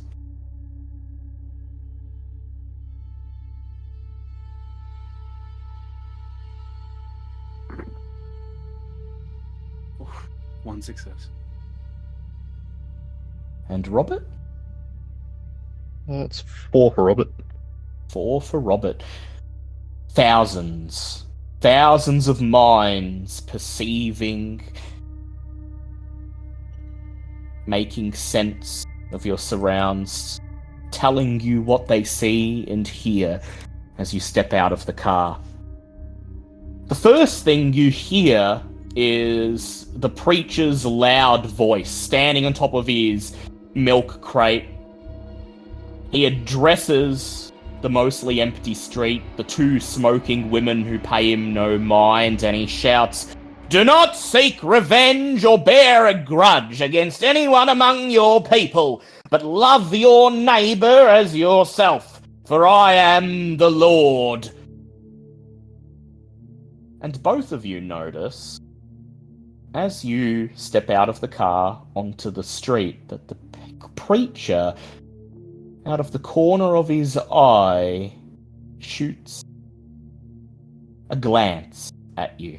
It lingers for only a fraction of a second, and you see the corners of his lips curl in the mildest smile.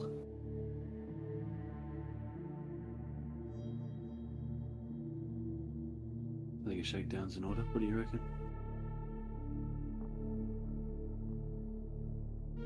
What about you, Robert? Yeah. I get the feeling he knows more than his appearance with that on. Barry's going to approach. Would it be safe to say that Barry's got like he's got his old badge, but he's like filed off his name, something like changed the name of it? Yeah, I'd say it makes sense. You've kept it, bearing in mind you haven't been part of the police force in 30 years. The badge is a bit out of date, but most people, unless they're particularly familiar with police culture, would probably not know. I'm just gonna badge the preacher then. Just be like, Detective Barry. No, not Detective Barry. Detective Barry. Detective Barry. Ooh, what's a good made-up last name? Detective Barry Wilkins. Donald. Detective McDonald. Meanwhile, Robert, are you going to back him up, head up to the preacher, or are you going to maybe try to get into that alleyway, get past those two smokers and see if you can, or maybe even try to pick the lock on the door and try to do it unseen? Yeah. I suppose before Barry properly heads over, he's like, do you want help with him, or should we start working on the apartment? I can take care of this. Feel free to head on up.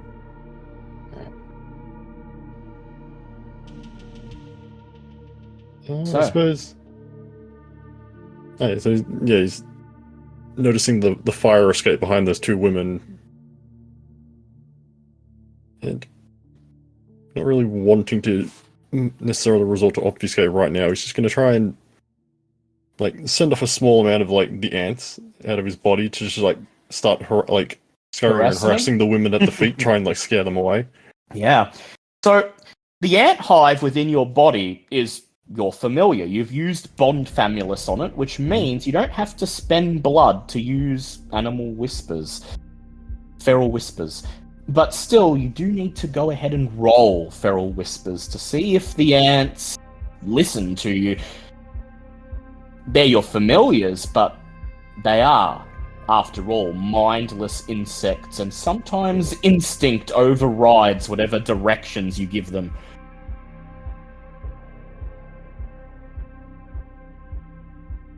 Yes, that's rolling Bond Famulus, isn't it?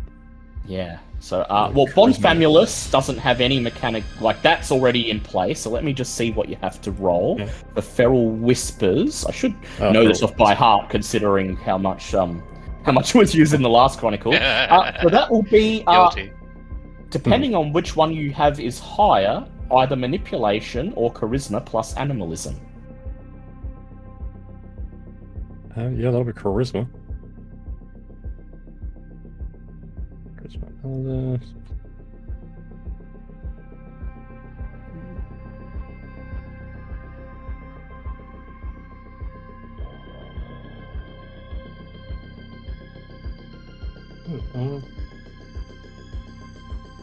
That's interesting. It becomes a critical 4 though. Critical 4, very nice. So as Barry makes his way over to the shuttered grocery store to accost the preacher, you creep towards the alleyway, pulling the hoodie over your face, hoping the women won't notice what lurks underneath. One of them, a woman with long blonde hair, looks over in your direction.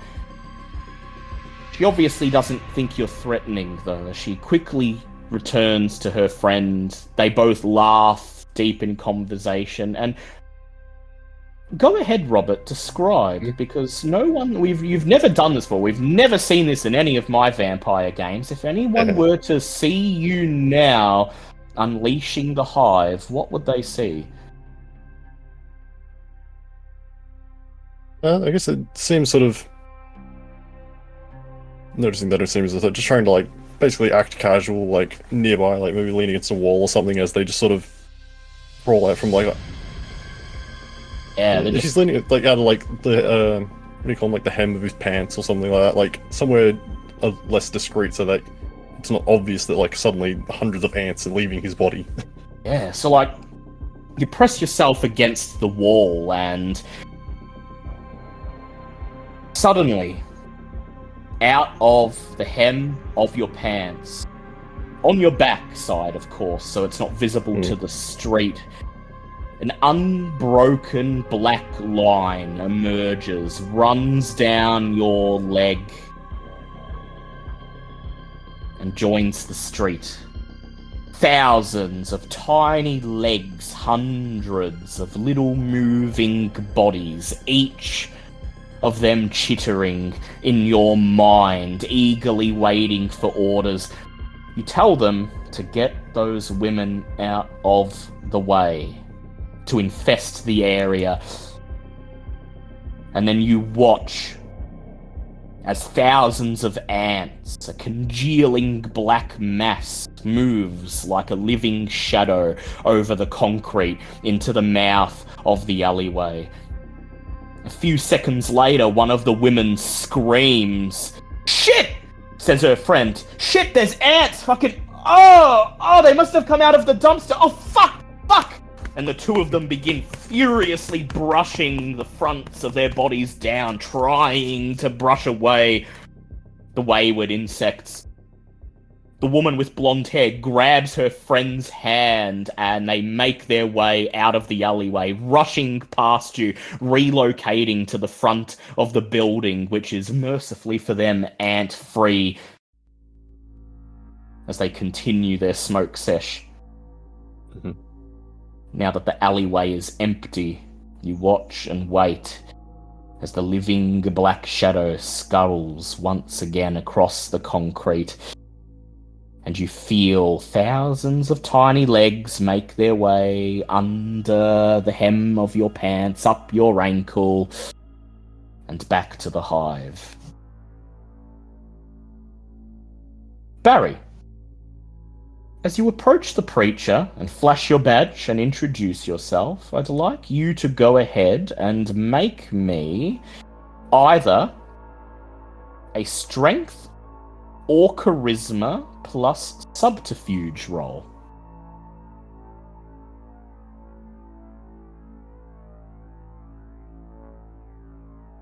After all, you're not really a detective anymore. 2 successes. 2 successes. The preacher stops in the midst of yet another Bible verse, and he peers down at you. Standing on the milk crate, he's a good 30-40 centimeters taller than you are. I'm going to put a picture of him up in Owlbear Rodeo so you can all see him. You can tell he's a preacher because you can just make out the silver crucifix and the priest's garb under his thick black trench coat. Under an incredibly woebegone looking black akubra hat, you can see his face, pale, weathered, leathery, and stern. He looks down at you and he says, "There's no law but the Lord's." Can I tell this guy's a vampire? You could make an educated guess with an intelligence plus occult roll. Yeah, go on.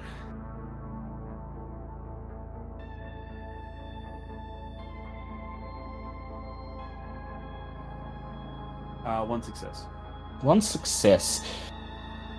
His skin is far too pale for him to be immortal. If he is immortal, this man is on the verge of death. He's lethargic, wasting away. It must be interesting following the law of the Lord, being a descendant of Cain. He raises an eyebrow. He smiles down at you, and he says, "For the life of a creature is in the blood, and I have given it to you to make atonement for yourselves on the altar. It is the blood that makes atonement for one's life." Interesting for a descendant of Cain to hold true to the laws of mortals, is it not? he says, gesturing at the badge. No, well, it'd be pretty silly if Barry Donner was my real name. So I'd say I'm not doing too well on that front either. Let's cut to the chase, shall we? Where's Mickey? Mickey? And who would be Mickey? He says. I have no one in my flock with the name Mickey. Yeah, go on. What? Yeah, no. You want to point out how coincidental it is that he's standing right in front of Mickey's Haven?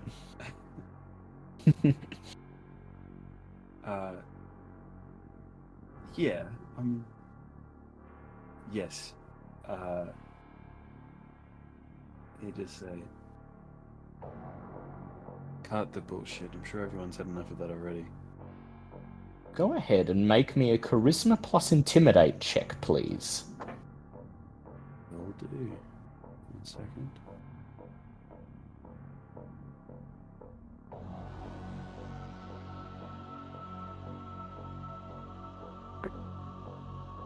Three successes.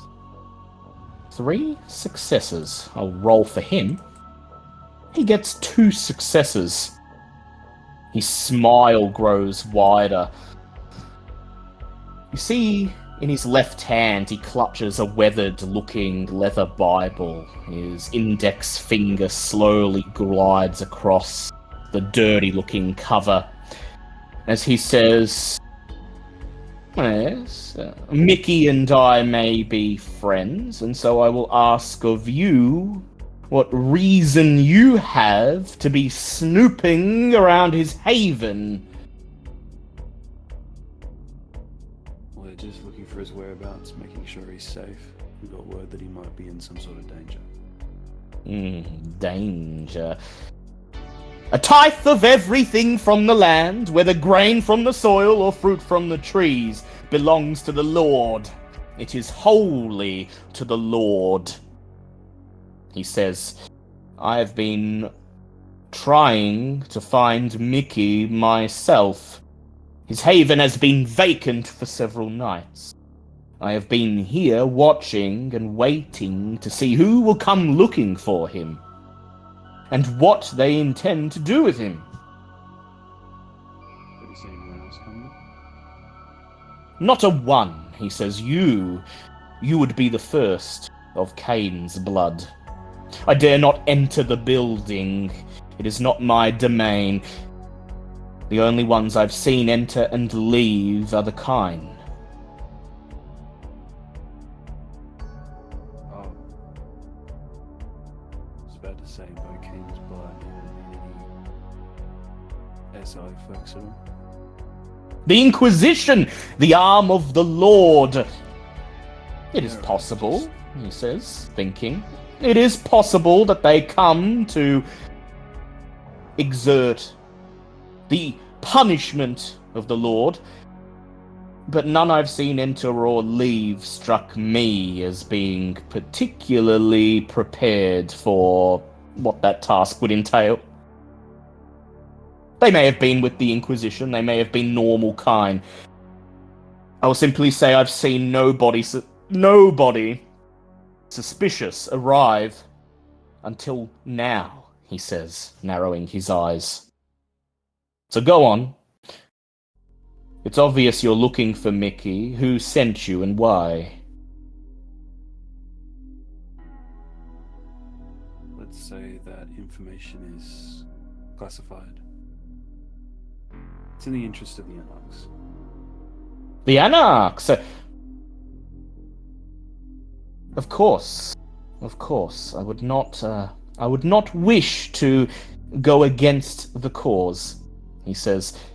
You do have a dot of Anarch status, so he's heard of you. If anything, even though he doesn't know your name, he's seen your face. You can see recognition dawning behind his eyes.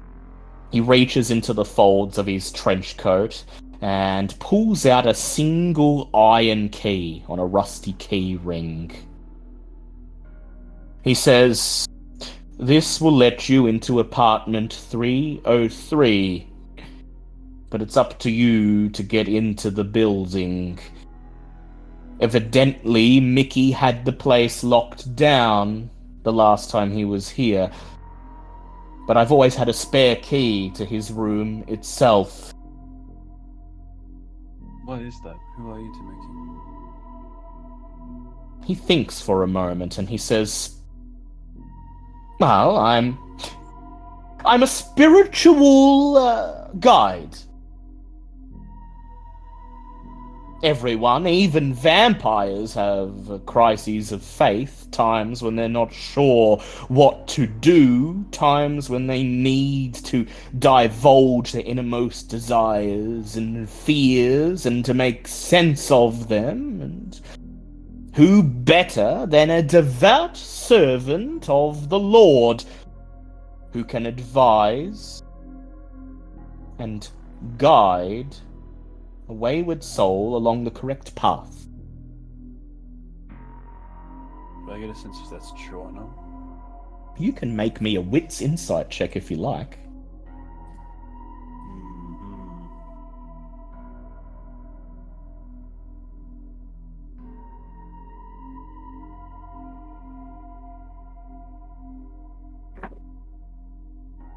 Ooh, 3 successes.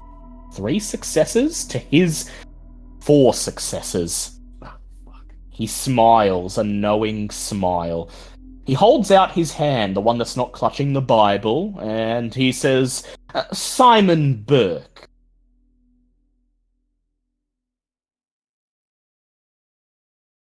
Take his hand.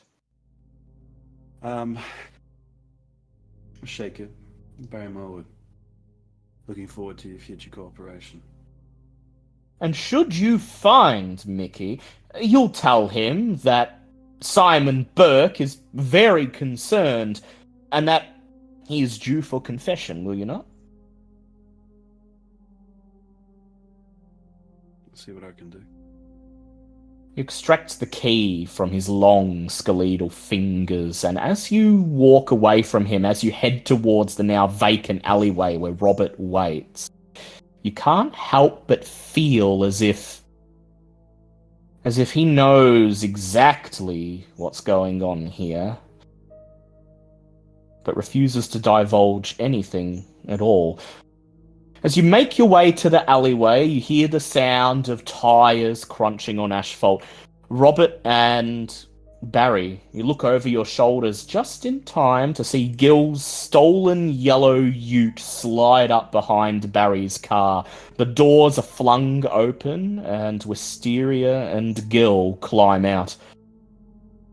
They see you standing in the alleyway and immediately make their way over. Gil, Wisteria, you have barely enough time to take in the surroundings, to take in the random collection of people on the street, to make note of the preacher standing on his milk crate, enthusiastically reading from the Bible, before you follow the others into the open alleyway and see the folded fire escape looming above you. It's not fully extended. It doesn't reach the floor. There's at least a solid 5 feet that you'll have to clear before you're able to actually get onto the fire escape, take it up to the 3rd floor. You both well fed? Very much so. Yep. So, what are we doing? Find anything? I've got the key. Who gave you that? Simon Burke. Does that name ring a bell for anyone? Does it? Well, do any of you have dots in either occult or academics? I have a... Nope. I Got dot oh, 1 dot in academics. 1 dot in academics. Same here, but in In law. law? Not at all, but Gil's surname is Burke. Yes. This is a small, well, it's a town, but you know, Yeah. there's a chance. So, Gil, I'd like you to go ahead and roll me your intelligence plus Add any dots of Anarch status that you have.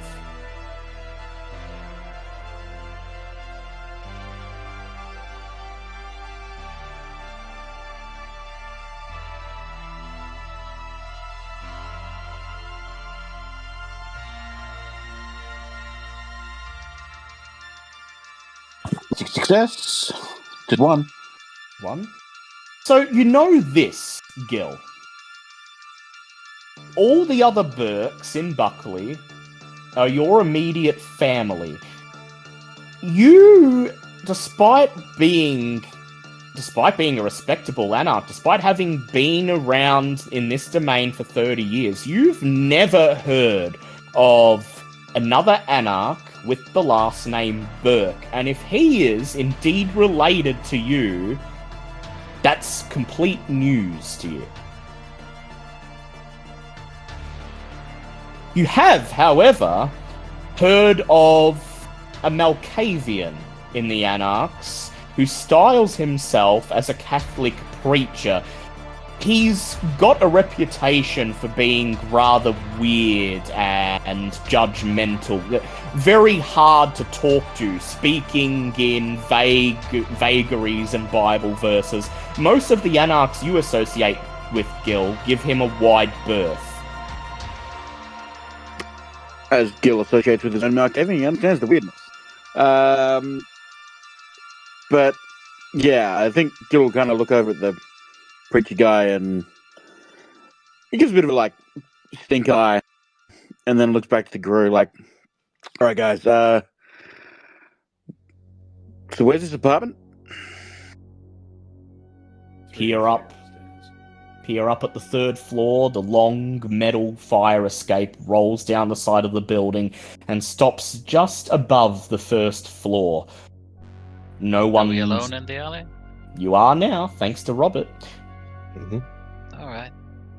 Wisteria pulls out the rope with the padded grapple attached and hooks it up there.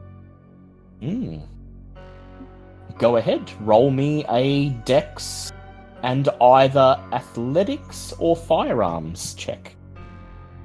Athletics.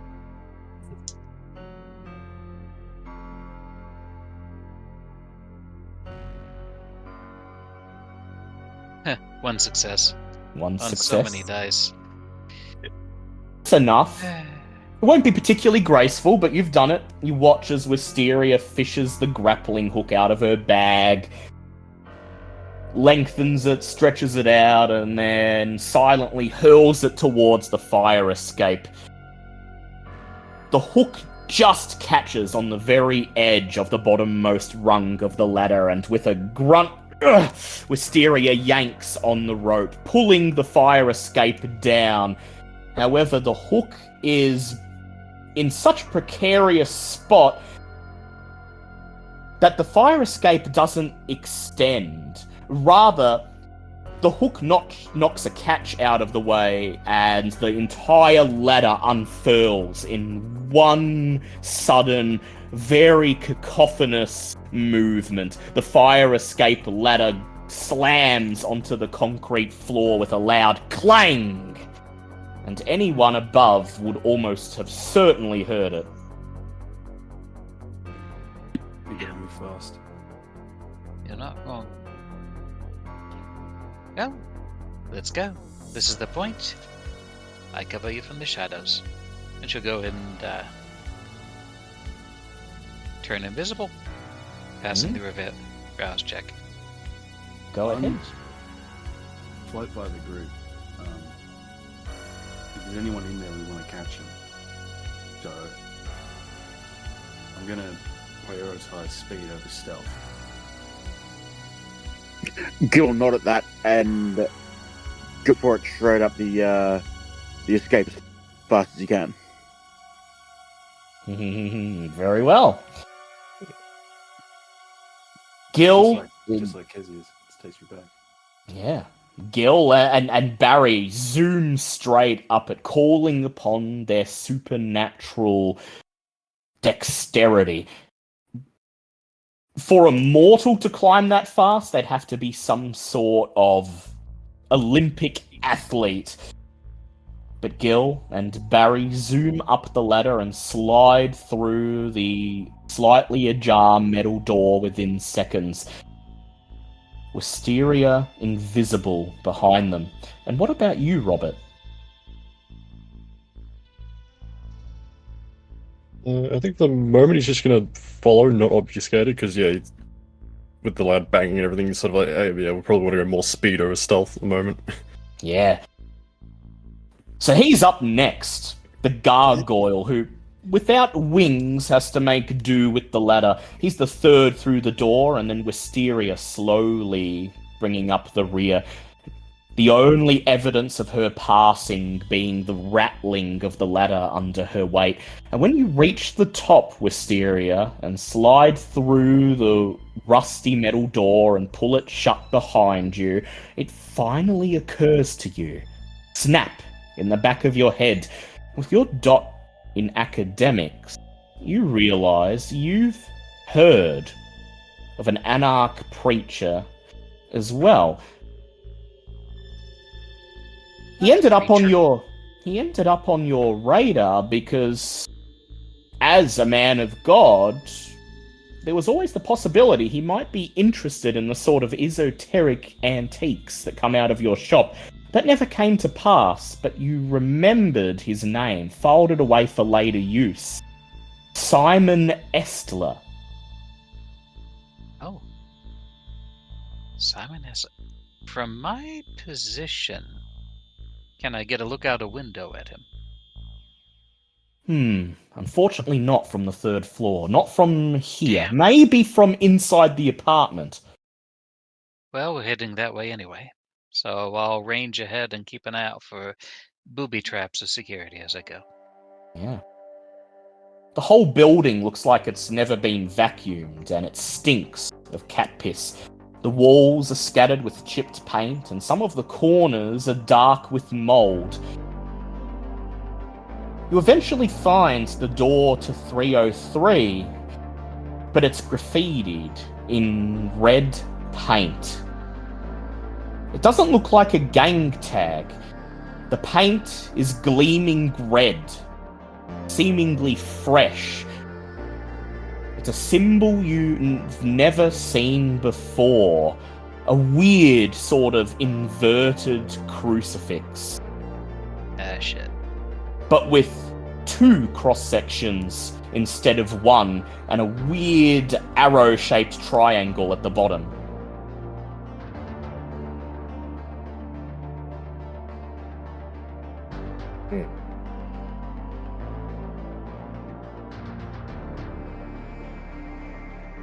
You set your eyes on it, Wisteria. You feel a prickling at the back of your neck. That danger sense that alerted you to the SI, that got you out of London just in time, stirs in the back of your mind. Something is dangerous here. Something wants to hurt you. She'll whisper to the group, still keeping invisible. Give me a second to check the door. And she'll look at it for traps, alarms, what kind of lock, that kind of thing. Yeah. You know, thief stuff. Go ahead, make me an intelligence investigate check. 5 dice.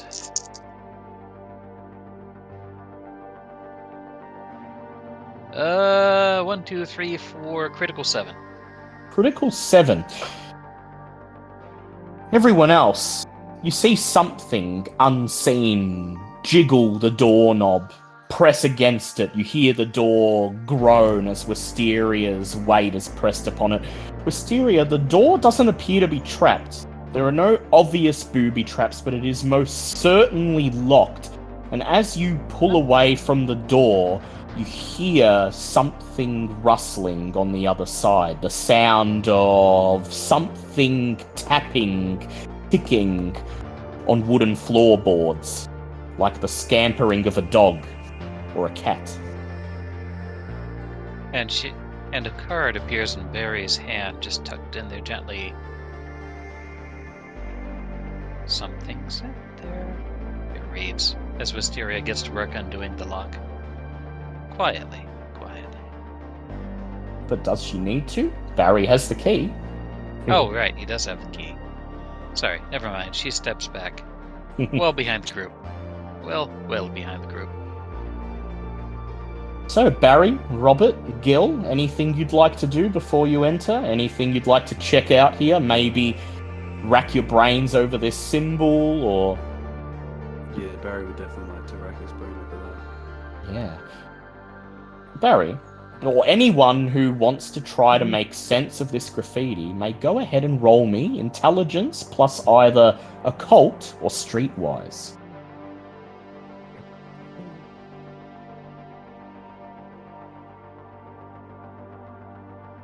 Got 4 dice. Ooh, we got a critical here. How much is a I got critical nothing. again? Yeah, a critical... So is it going to be a messy crit? Sorry, you want to know how much a critical is. So, critical dice explode. So those 2 dice that triggered the critical become a 4. Okay. Yeah. So it's a 5. But 5. messy. Sorry, remind me again. Messy criticals are only if the only skull if icon show up. Yeah, only if one of the critical dice is a hunger dice. Oh, then it is a messy crit. It is a messy crit. Very, very nice. Go ahead and roll a d10 for me, please. And Gil got 3. I used the willpower to reroll failures. Sure. And was that on streetwise or occult? Streetwise.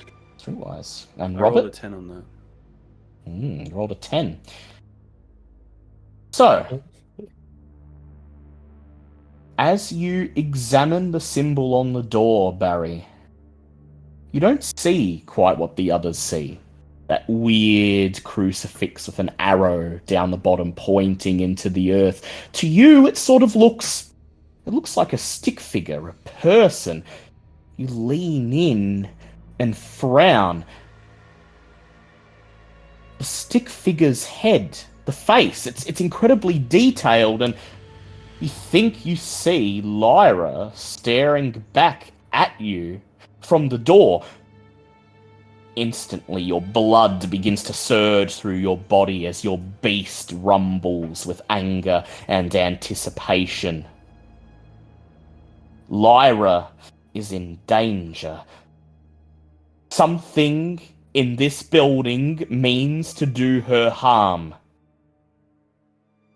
And until you find it, you will receive a penalty of 1 dice on each dice roll you make, not related to directly finding and identifying a threat.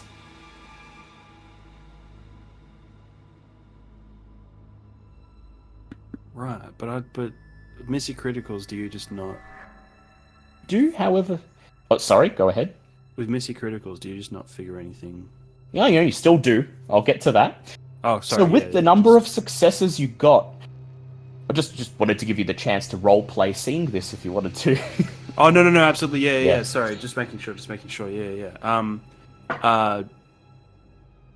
Barry's eyes just go wide as that happens before him. And you see this that sense of anticipation just flashes through him, and he starts tapping. He goes into his coat pocket and starts fidgeting with something, ready to pounce. Did Wisteria say that there was someone here? Wisteria said, yeah, something is inside there. Okay. I think he's looking around, waiting for the order to bust through. Key in the lock turned. You all hear the loud click of the door unlock, and then Barry waits. So Barry, as you wait, you look over your shoulders at the others and to make sure that they've got your back, and when you turn back to the door, you see that the symbol has changed. What you thought was a stick figure is indeed an inverted cross pointing down into the earth. With your knowledge of occult, it's obvious to you that this is some kind of pagan symbol. It's not it's religious, but it's not related to Christianity or any other organized religion that you know of. This is a pagan symbol, though you're unsure what it specifically represents. Meanwhile, Gil, with your streetwise, it's obvious to you that this isn't a gang tag. Indeed, no gang in all of Victoria that you're aware of uses any sign like this. Huh. Weird.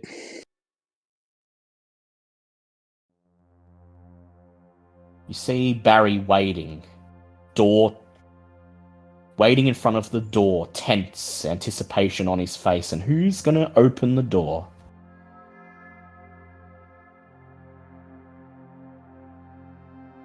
I think Gil takes a breath and charges on through. Shoulder checks the door, rushes forwards, and with a loud crash, the door opens. You all pile into the apartment on the other side, and as you do, I'd like everyone to make me a wits awareness check, please. And Barry, with your heightened senses, you may add your Auspex as extra dice. I think I'll be boosting wits. And getting hungrier, but that's okay.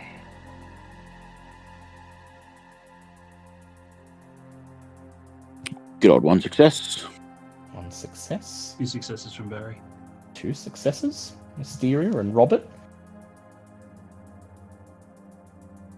3 from Robert. 5 from Mysteria.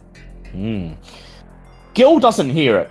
He charges straight through the door and into the lounge room on the other side, ready to grapple whatever's there. But there's nothing. The rest of you hear it as soon as Gil charges into the room. The sound of something heavy dragging itself across the floor. The sound of squeaking bed springs coming from an adjoining bedroom behind another closed door. Mayhew's apartment is a mess. Beaten up couch, dirty carpet, empty beer bottles. The windows are all blacked out by garbage bags, a very strong indication that a vampire was indeed living here. There's a kitchenette just beyond the door that Gil burst through, and the fridge door is ajar. Cutlery and steak knives are scattered on the floor next to a spattering on the linoleum of what looks like dried blood. A single door on the opposite end of the lounge room leads to the bedroom, and it's from behind that you can hear the sounds of something big moving. What would you like to do?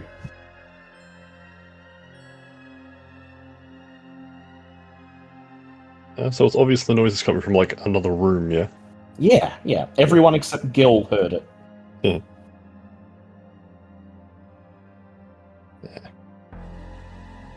I think... Slip it. Sorry, go on. I think we heard something. Do you want us to check it out first, or do we want to just keep going? Absolutely need to get eyes on it first.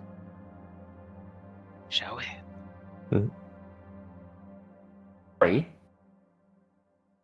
Am I right in saying you're probably crossing the kitchen and the lounge room, making your way to that door right now? Snub-nosed revolver already in hand.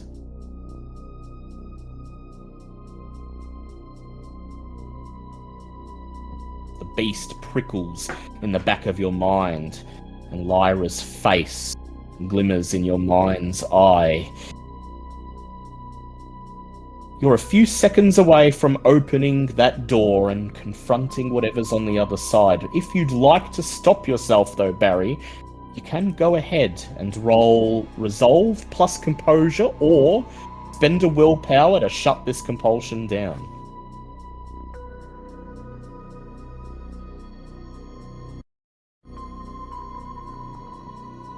Oh, Barry, you might be muted.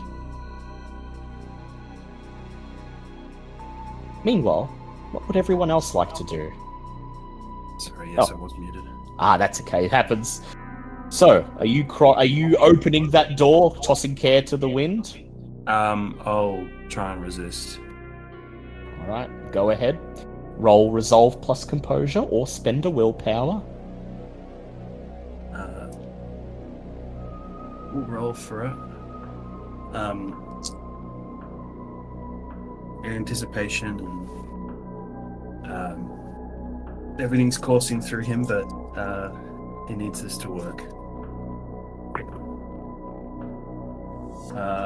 He needs to be efficient, so he's going to roll a 4 on that. 4, very nice. You all see Barry pause in front of the bedroom door, a snub-nosed revolver clutched in his hand, trembling. Barry, it's taking every ounce of self-control you have to not just bash that door down and fire upon whatever's on the other side. The beast rattling the bars of its cage in the back of your mind. What are you doing? Go! Get in there! It's going to hurt you. It's going to hurt them! Wait. Robert, can you send the ants under the door? That's what we were planning. And Alright. Rob will approach the door and get somebody Go going ahead. through the cracks and stuff and have a look. Manipulation or charisma plus animalism, please.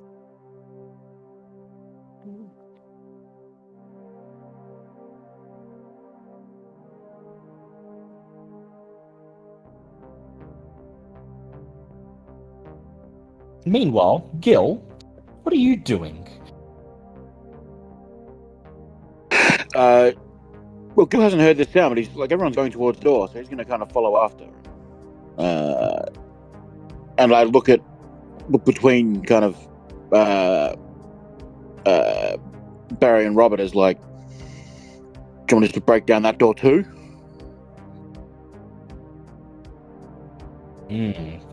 Your wrecker ability would make quick work of that door.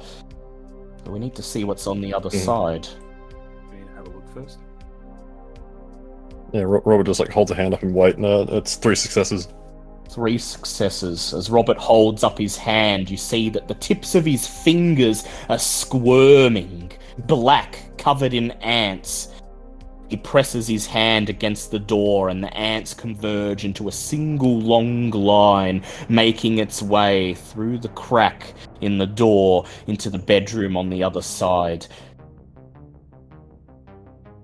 A few seconds later, you see the ants come scurrying out again from underneath the door. Robert kneels down, extends his arm, and as one, the ants scramble onto it, sliding up the sleeve of his hoodie and out of sight. Robert, in your mind's eye, thousands of high-pitched voices chitter and squeal and tell you that on the other side of the door, 2 humongous dingoes sit perched on Mayhew's bed, baring their fangs, growling, salivating at the thought of fresh blood.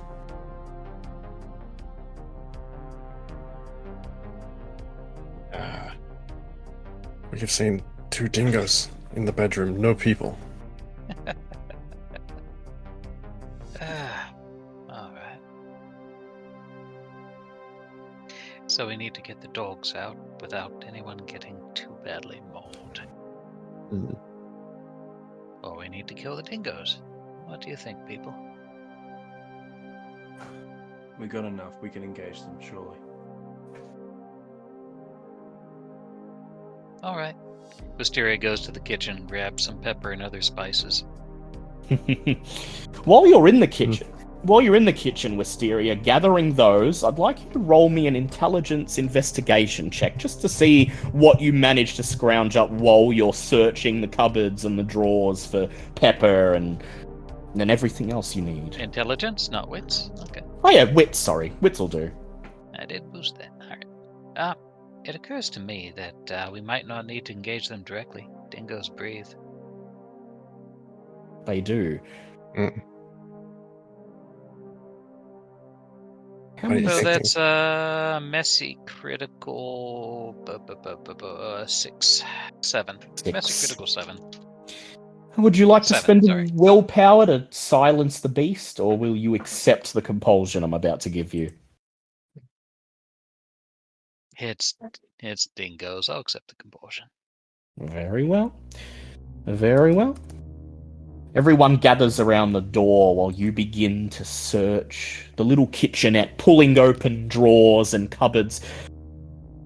Unfortunately, given that this is a vampire's haven, there isn't really much in the way of food or condiments. There are some plates, cups, mugs, some cutlery here and there just to keep up appearances, but the fridge is mostly empty, the cupboards are mostly bare. Okay, she'll switch to looking for steel wool and batteries.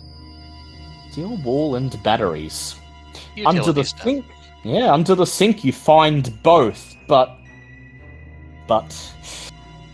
as you do, as you gather them into your hands, any thought of what you were going to do with them is instantly pushed out of your brain by the growl of the beast. As you feel its influence grip your extremities, and the dominance compulsion sets in. This is a competition. You need to beat someone, and you need to gloat as the beast growls. They've left a trap for you. Well, you're gonna prove that it means nothing. You're going to ruin it. You're going to show Lynette that you're the one in this coterie that can get things done. You're the only one who thought to take the indirect route. All of the others, lambs to the slaughter, charging in without a second thought. In the back of her mind, she wonders, who's Lynette? But it doesn't matter. She leans into it. And she says, Gil, put a hole in the door, please. Just a small one.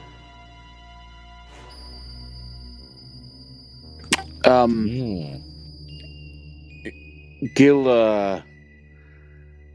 nods, but I don't think Gil has the ability to put a small hole in anything. That's what she said. Yeah, he's basically either removed the door or punched through the door, but Never mind, I'll do it myself. She says. Gil nods and puts the hole through the entire door, as in knocks it off its hinges. Yeah, Gil, go ahead, rouse the blood for your wrecker.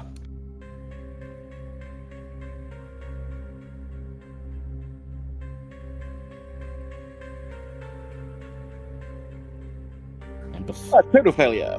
Total failure. Oof. Back to hunger 2, I'm afraid.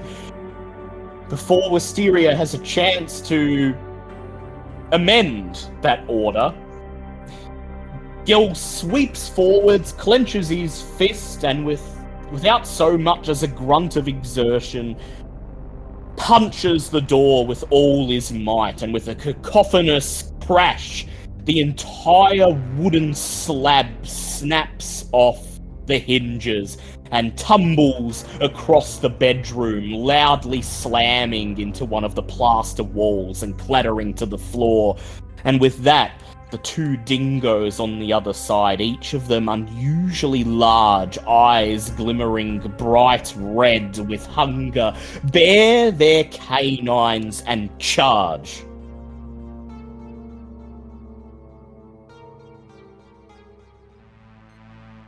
Could have done this the simple way. Oh, she's still invisible. Still invisible, luckily. The two canines snarl as they sprint across the bedroom into the kitchenette and towards the coterie. Gil seems to be the target, though Barry and Robert, standing right next to him, aren't particularly safe either. Gil, what would you like to do? Gil's going to try and grab one and throw it back into the room. Yeah. Barry, what would you like to do? Barry's going to follow Dr. Watson and try and blow one of its brains out. Yeah. And Robert, how about you? I think at the moment he's probably just gonna try and get out of the way, out of their way. Yeah. All right. Well, let's go with Gil first. Make me a strength brawl check, please. Gil? With the grappling? With the grappling specialty, of course.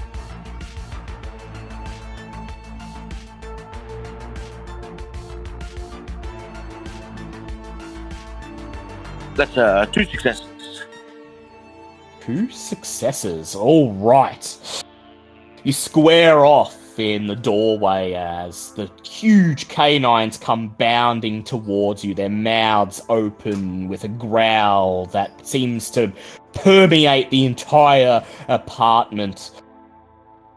And then one of the dingoes locks eyes with yours and leaps. And that will be... How many successes did you get, Gil? 2. 2. That will be 4 successes. You square up, but you're not prepared for how fast these things are. Their speed, their size betrays just how fast they are. You've barely prepared yourself, barely clenched your fists and raised your arms before it's on you. You feel its heavy paws slide into your chest, knocking you to your feet, and you feel its teeth sink into your clothing, shredding your shirt and ripping your skin. You take 2 points of superficial damage before you let out a great groan and throw the canine off you, rolling back up onto your feet. Meanwhile, Barry, go ahead and make me a resolve plus firearms check. Just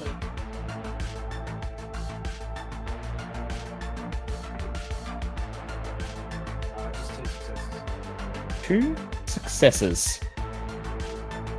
And that dog is bounding out of the room, but you're not quite sure if he's going for you or Gil or Robert. You just raise the snub-nosed revolver, look down the sights, fix the dingo's unusually large face in your eyes, tighten your finger on the trigger, and bang. And he's going to roll to dodge. How many successes was that you got, Barry, again? Just 2. Just 2? 2 to 1 success from the dingo as he charges out of the bedroom into the kitchenette and makes a beeline straight for Robert. You pull the trigger. Bang! Bang! You don't manage to hit him in the head, but 3 bullets slide neatly into the side of his torso, spraying blood over the linoleum. The dingo yelps in pain, but it's only thrown off for a fraction of a second. It begins to growl again, and after taking a moment to right itself, continues charging forwards. It takes 4 points of superficial... No, not superficial. This is a ghoul. It takes 4 points of aggravated damage from your shot. Well done. Hey, yo. And then, Robert, you see this dog lunging towards you, eyes as red as the blood that now gushes from its side from the gaping bullet wound. You're going to try to get out of the way. Roll me a Dex Athletics check.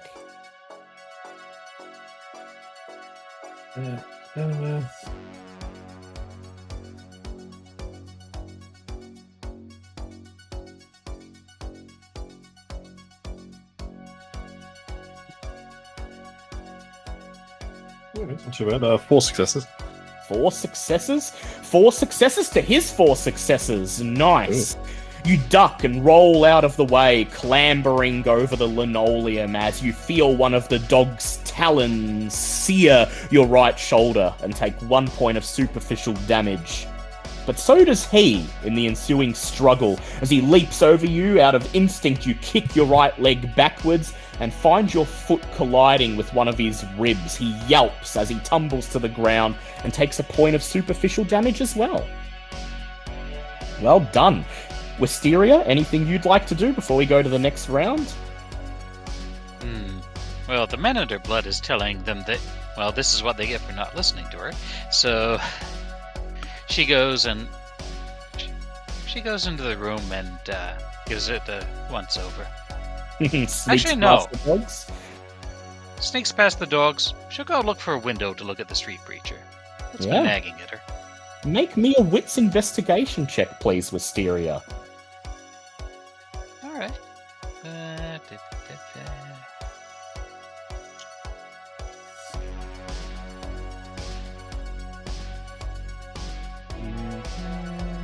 Only 2 successes. 2 successes.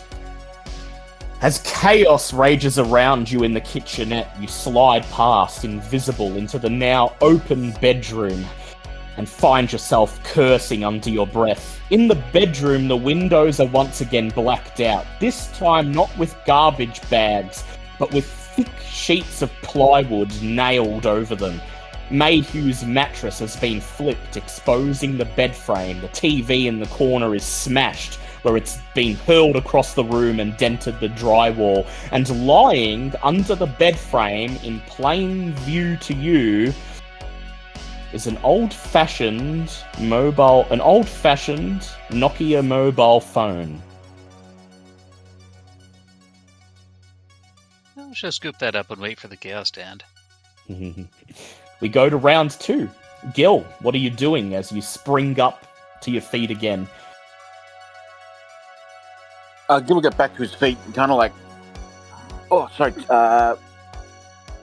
like shrugging his shirt kind of off, and looks at the dingo like, motherfucker, and like clenches his fist and like launches at it to like punch the hell out of it. Does Gil have tattoos?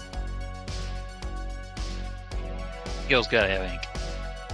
Gil's got ink. He's I haven't got ink. really thought about it at the moment, but Gil's definitely got ink. Gil's definitely got ink, so he rips his shirt off like a dragon. That was a reference. And charges towards the dingo that bowled him over, fists clenched, and I assume you're going for your prowess? Absolutely. Go ahead, rouse the blood to activate it. That one's free, prowess. Oh, yes, it is. Yeah, that's right. It's the lethal body that is... Yes. So it's up to you. Do you want to add your potence to this attack? If so, roll your rouse check and call upon your blood.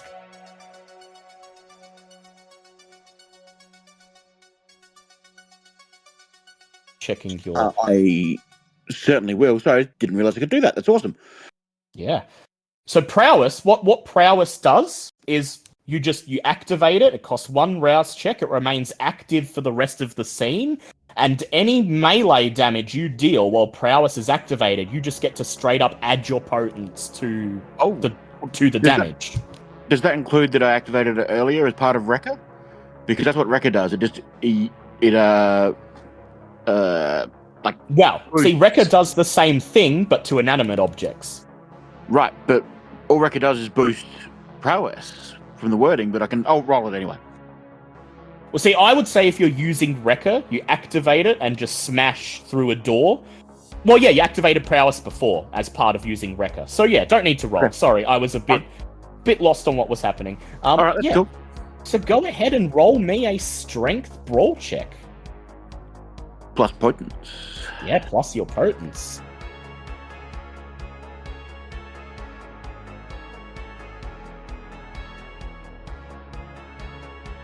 That's 4, but I'm going to re-roll failures because I feel like I can get better than that.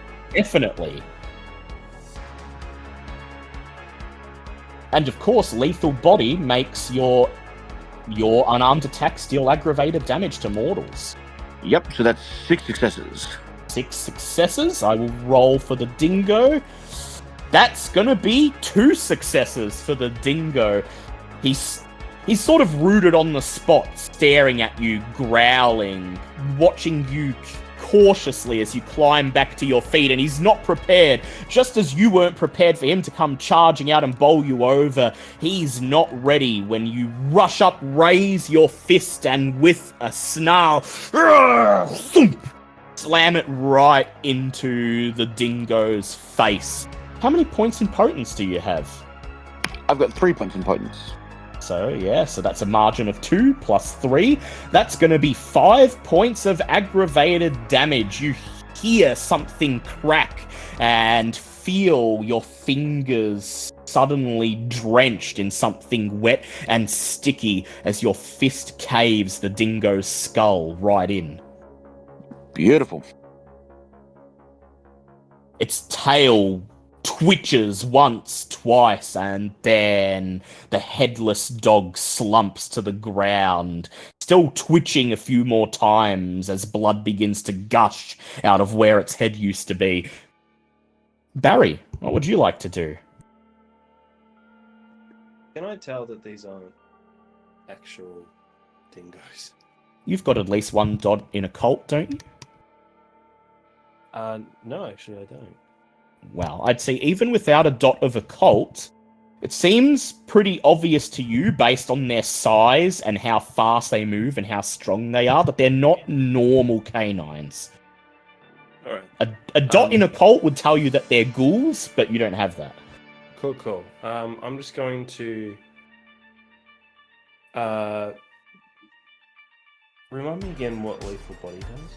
So lethal body just makes it that any unarmed attacks you inflict upon mortals, and that includes ghouls, deal aggravated damage instead of superficial. Okay, I don't want to deal damage. I just want to restrain this dingo and just clap the pistol to its head. Yep, so pin it down with one hand, clap the pistol Yeah. to its head. Alright, go ahead and roll me a... Well, I'll let you choose. Strength or dexterity plus brawl. Please.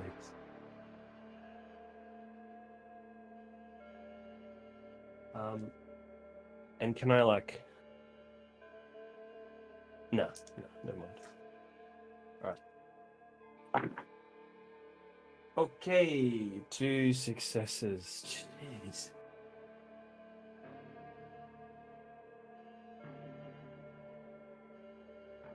Two successes. Okay, just rolling for the dingo. So this one seems to be going for Robert. He's dodged out of the way. He's clutching his shoulder where the talon's drawn blood. The dog seems to be redoubling its efforts. You see its back legs coil down as it prepares to pounce on Robert, and you take your chance, rushing forwards as it rolls 5 successes. You wrap your arms around its midsection and prepare to pull it to the ground to pin it down when the great dog snarls. It kicks out with its back paws. You feel the sharp talons digging into your skin as you take 3 points of superficial damage, and the dog barrels across the kitchenette towards Robert instead. What are you doing, Robert? Are there any windows relatively nearby, or? Yeah, actually, I'd say there's probably one right behind you in the kitchenette, just above the stove and beneath the range hood. Yeah, I think this one, it's going to try and duke the dingo into, as it goes Into for the him, window? get out the window, yeah. Yeah, alright. Go ahead, make me a dex athletics check. Subtract 1 dice, because you're making this a called shot.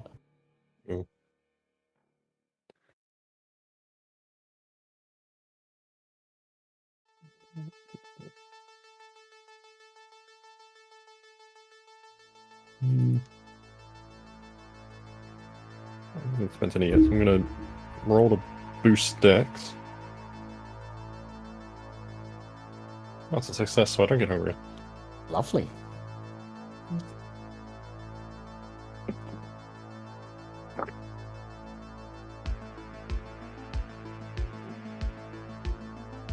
And we'll willpower to reroll 2 of those. Probably a wise idea. Yeah.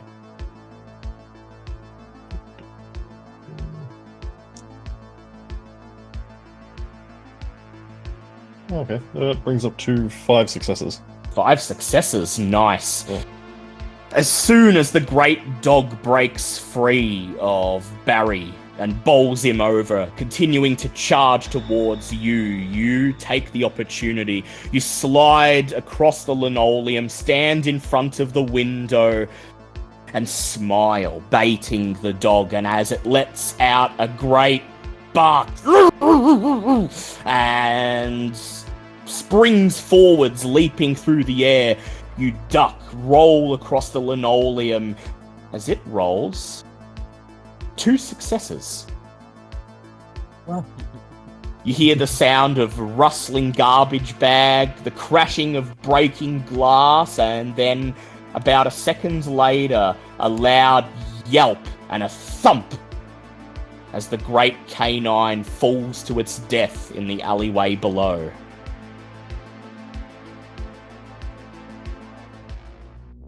Barry slowly climbs to his feet. You make your way over to the now broken window just above the stove, peer down, and sure enough, you can see the unusually large dingo lying in an open dumpster, its neck bent at a 90-degree angle, blood pouring out of its gaping mouth. Wisteria materializes. Well, I never did think of taking trash out with a dumpster. You get a pass because that was clever. But you found this! You perhaps want to gloat. But the real prize is this. And she hands it to, oh no. She'll flip it open and take a look at it herself. Yeah. We'll gather around as Wisteria proudly, with a flourish, shows off the red Nokia phone. You know the type of phone I'm talking about. Late 90s, early 2000s. You could put it in a car compactor, it'd probably come out the other side still usable. The phone is mostly cleaned out, except for a brief text exchange between Mickey Mayhew and a contact listed simply as Sarah Dassey. I'm gonna put in Owlbear Rodeo a picture of the phone.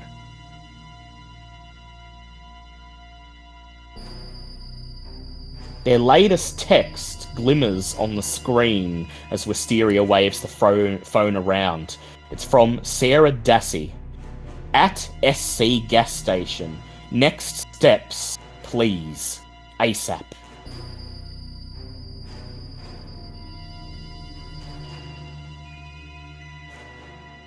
SC.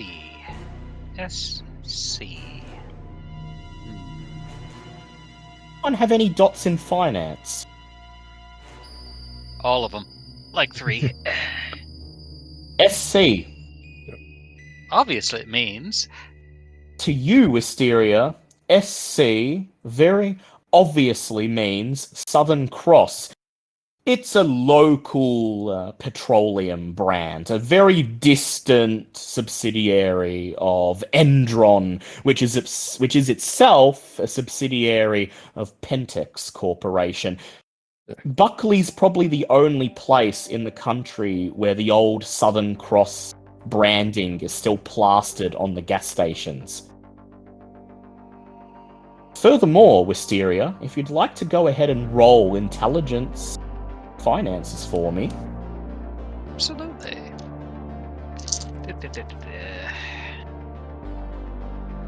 That'll be 4 successes. 4 successes. With 4 successes, you would know that Endron's been slowly phasing out the old Southern Cross branding. This is how it goes in rural Australia. Big corporations purchase what were once local businesses. They keep the branding around for a while until people get used to it, and they start to phase it out. Most of the Southern Cross service stations have been updated by now. Over the last 20 or so years, the Southern Cross branding's been scrubbed away and the Endron logo plastered for all to see. There's only one Southern Cross service station left. And it's way out in the boonies, way out past the eastern limits of South Buckley, beyond Prospector's Peak, way down at the entrance to one of the motorways. that leads off into the dark, untouched outback. Almost as far from civilization as you could get without actually being in the bush.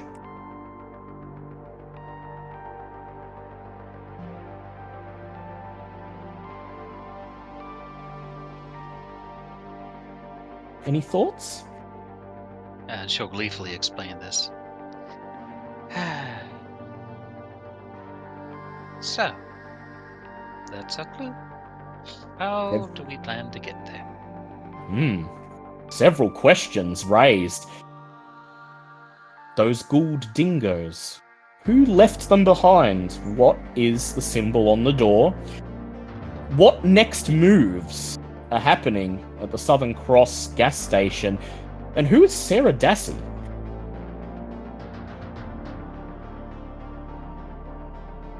Actually, Gil, you have a Gould, don't you? You have a retainer. Yes, he does. Gil, as you read that message, Sarah Dassey, the name might ring a bell. I'd like you to go ahead and roll your intelligence plus whatever Abby's score in retainer is.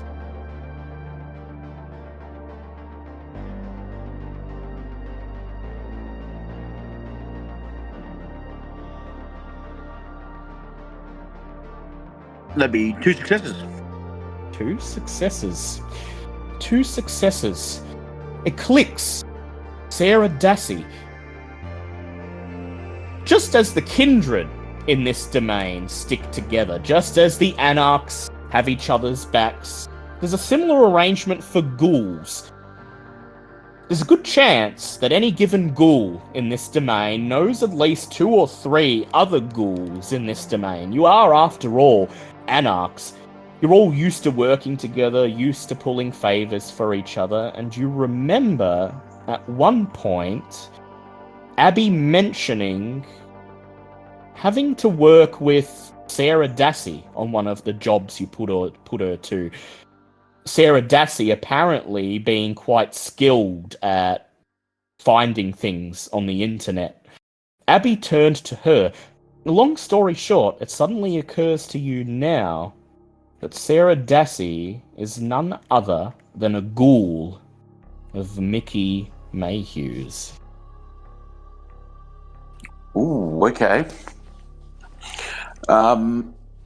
Gil, pat his pockets to find his phone, and start scrolling through to find find Abby's number. You're like, Daffy's, I reckon, one of fucking mixed ghouls. Oh. Yeah, give me a sec. And he'll walk off in one of the other rooms and just go and call Abby and be like, hey babe, remember the name Sarah Dassey? Ring a bell? Oh, Sarah Dassey, honey, she says. Oh, yeah, I did that job with her, what, year or 2 ago, before all the COVID stuff. She's good at finding shit online. Actually, come to think of it, she says, stifling a cough, haven't heard much from her lately. You know, most of us are retainers. You know, we keep tabs on each other, make sure we're watching each other's backs. You know, just because I would do anything for you, Darl, doesn't mean I'm good at everything. But, well, yeah, weird. I'm looking through my phone now. You can hear her beeping in the background as she scrolls through her contacts. Yeah, shit, haven't heard from her in at least a few months. Few months, fucking alright. Yeah, no worries. You look after yourself, Abe. I'll catch you later, okay? Be good. And all that. Yeah, should I wait up? She says. Yeah, no, Gil already hung up. He's just gone, look after yourself, quick. I love you, she says to no one as the calls ended. Aww. So she's definitely one of Mick's goals. Don't know what she's doing out there, though. That's fucking miles away. Should we call her? Well, the phone's totaled. Won't have a number on it. Let's check and see if there's anything else in the room. Gil will text Abby and be like, "You send me Sarah's number." Yeah. Gil, how many dots of a retainer is Abby worth? She is a 3-dot retain. Oh, Yes, nice. and no need to roll. We'll get to you in a moment. I heard Barry saying something. Oh, yeah. Barry's just going to have a sweep. Yeah, alright. So Wisteria and Barry, I'd like both of you to go ahead, make me either wits or intelligence plus investigate checks. Alright. Meanwhile, Gil, you've barely shot the message off before your phone vibrates and, complete with a love heart emoji between every word, Abby sends back a message saying, here's her number in case you wanted to chase her up. Yeah, Gil will just be like, "Yeah, got a number," and we'll just send back like a little "thanks, babe," and like love heart, and be like, "Should I call her?" Give it a second. Critical 5 on toss in the room. Barry How only got about you, one Barry? success. What is going on with him? That's Dice okay, give and Barry. take, man. Barry, your bane is in effect, and as you're searching the room, you're waiting for the detective sense to kick in. It's clear to you by now that this is a crime scene. It has all the markers, and yet all you can see is Fern and Lyra in your mind's eyes, smiling gleefully at you. Relieved that you've saved them from those beasts in the bedroom. And then the inevitable anxiety that quickly follows, stirring in the back of your minds, that knowing that someone must be out to get them, and who could it be? And you miss most of the obvious clues that Wisteria manages to find with only half an hour or so of rifling through the tiny apartment. Wisteria, I'll ask, is there anything in particular that you're looking for? Vampires always hide things related to their business or survival or day-to-day. There's always a bug-out bag or a little stash or something that they deemed useful or that they're Indeed. guilty about. Indeed, and you find it in a hidden compartment underneath the sink, carved into the apartment wall. A bug-out bag. It's complete with a notepad scrawled with a messy, almost illegible handwriting, 2 bags of medically separated blood, still looking quite edible, even though the blood's taken on a bit of a brownish sort of hue to it, having been stuffed in the bug-out bag for God knows how long.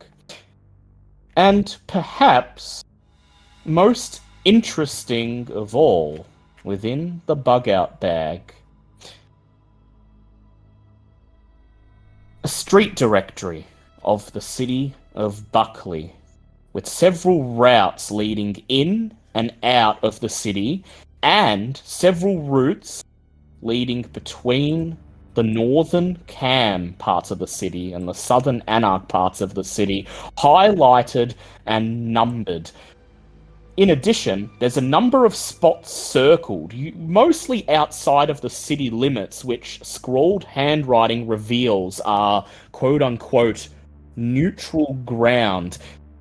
And one of these circled spots happens to be a gas station out in the boonies, far to the east, over the Wardang River. This is the real prize, she says. These are his roots. Until they shift, somebody could do something with these. Well, Gil taking photos with his phone. Yes, snapping them all as Wisteria unloads everything in the bug-out bag. And Wisteria, as you flip through the notepad, you find it's mostly just lists of items. Lists of stolen vehicles and their number plates, various commodities that Mickey's had to make use of during his work. But at the very back of the notebook, 2 names are scrawled. Toya and Jacob. There's a third name as well, Francis. But a big red stroke has been drawn right through it, crossing it off.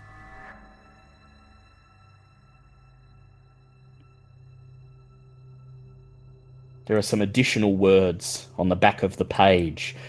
Observations written by Mickey Mayhew, perhaps?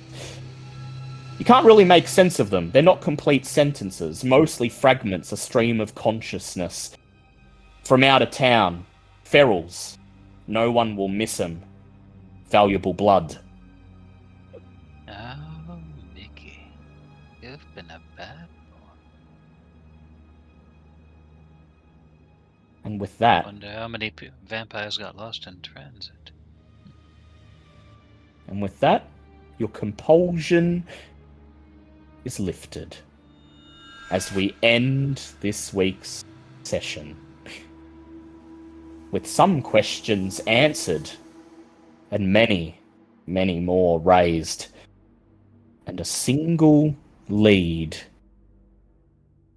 a new destination in mind, that isolated Southern Cross service station, hidden and tucked away, excuse me, in the primeval shadows beyond civilization. Everyone earns 2 experience points for making entrance to Mickey's apartment and dealing with the Gould canines that had been left behind and discovering where to go next. And before we finish up for the night, I believe Robert has a stain from the prelude that we forgot to roll for. Yep. So go ahead, Robert. You've got just the 1 stain, and you're at 8 humanity, or did you go down to 7 humanity? No, I was still at 8, so depending on how this stain Yep. goes, I might go to So 7. single dice it is.